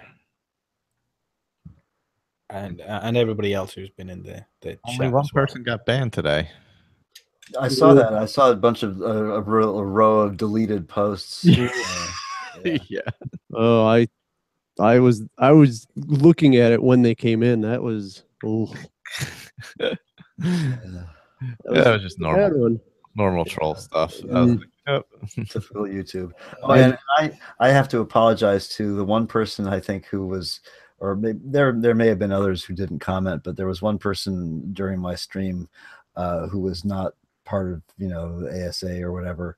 I think it was Aquasplash somebody who asked if my game was running in 21.9, and I think that was during the time that my mic was off and I didn't realize it. And I went into this long explanation of why it looked that way, and it was the ENB and how to turn it off if you wanted the letterboxing off on the ENB. And then about 5 minutes later, Pat got on and said, "Hey Vic, is your mic off?" Victor, I specifically remember you saying something about the letterbox of it. So I think by that time you had okay, good. Because I was trying to watch YouTube and Twitch at the same time, and I do remember you saying something specifically about that. So okay, all right. Well, then I did. Your mic was on by that point. I did. I answered their question then. Okay. I can't vouch for the 35 minutes before that though. Oh well.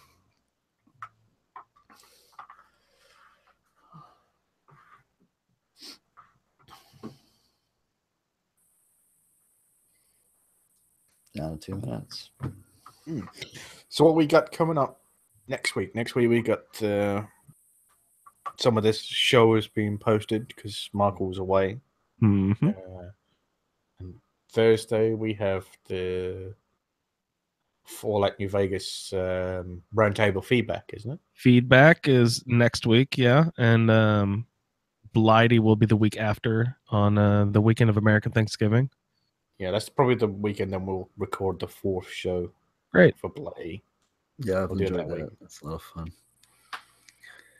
Yeah, it's great talking with Marcus and Lucky Bar Stewart. It's the way he describes him, and then the way he plays him is. You never usually get that kind of synergy. And that's awesome. Marcus and Blake are going to add a new ASA podcasting show. Their car show. I don't know if you guys were hanging out during Earwash show when that was, but listen for sure. Yeah, that's really cool. They'll have a video aspect, and they'll actually have car improvements and repairs and all that stuff. So that's really exciting. That's really cool. Yeah, I was wondering if they're going to do like mutual subtitles for each other's videos, so when the Americans are watching the English version, you can have Marcus writing out sort of like descriptions of what he's talking about, and then vice versa. That's really funny. If they're not planning on that, they should now. Yeah, definitely. Yeah, it'd be just like playing Metro in Russian with the English subtitles. Yeah. Have a good night, Lee. See you, Lee. Thanks, Lee. Thank you, Lee. Night, Lee. It's always a pleasure, mate. 8:17. That's it. Well, 1:17 if you're. 1:17. Long haul. Good job, Colin. Yeah, thank you, Colin. Awesome. Thanks for sticking it out. Yeah, no, it's the highlight of my year. This. Never missed this. I just officially turned off Oblivion. Put a lot of hours in Oblivion today. I didn't even play one video game all day long. Oh my god! No, I did play a little Mario Kart. We played Mario Kart, yeah. But I was gonna put in Fallout 4 at one point and stream, but I never found a little. I was on the podcast stream most of the day. Yeah. Maybe I'll go put in Fallout 4 now. There you go. Kick my feet up. Yeah, I'm gonna get a shower. That sounds good. I might get one of those too. Yeah, definitely a shower. Yeah. I'm gonna go to bed until it's 28 minutes before I have to leave for work. Wonderful. Not Thank you, Have Colin. a good night. Colin. Awesome as always. And Thank I you, shall sir. speak to you in the chat and the stream and the post and everything in between. Wonderful. Later, guys. Take All care. right, guys. I'm going to. Me Thank too. you, Victor. Thanks for everything. Shuttered. Thank you so much, Victor, for streaming and podcasting and everything. Really good job. Well, and thank you for everything, Andrew, and Michael too. So. Yeah. Wonderful. Thanks so much.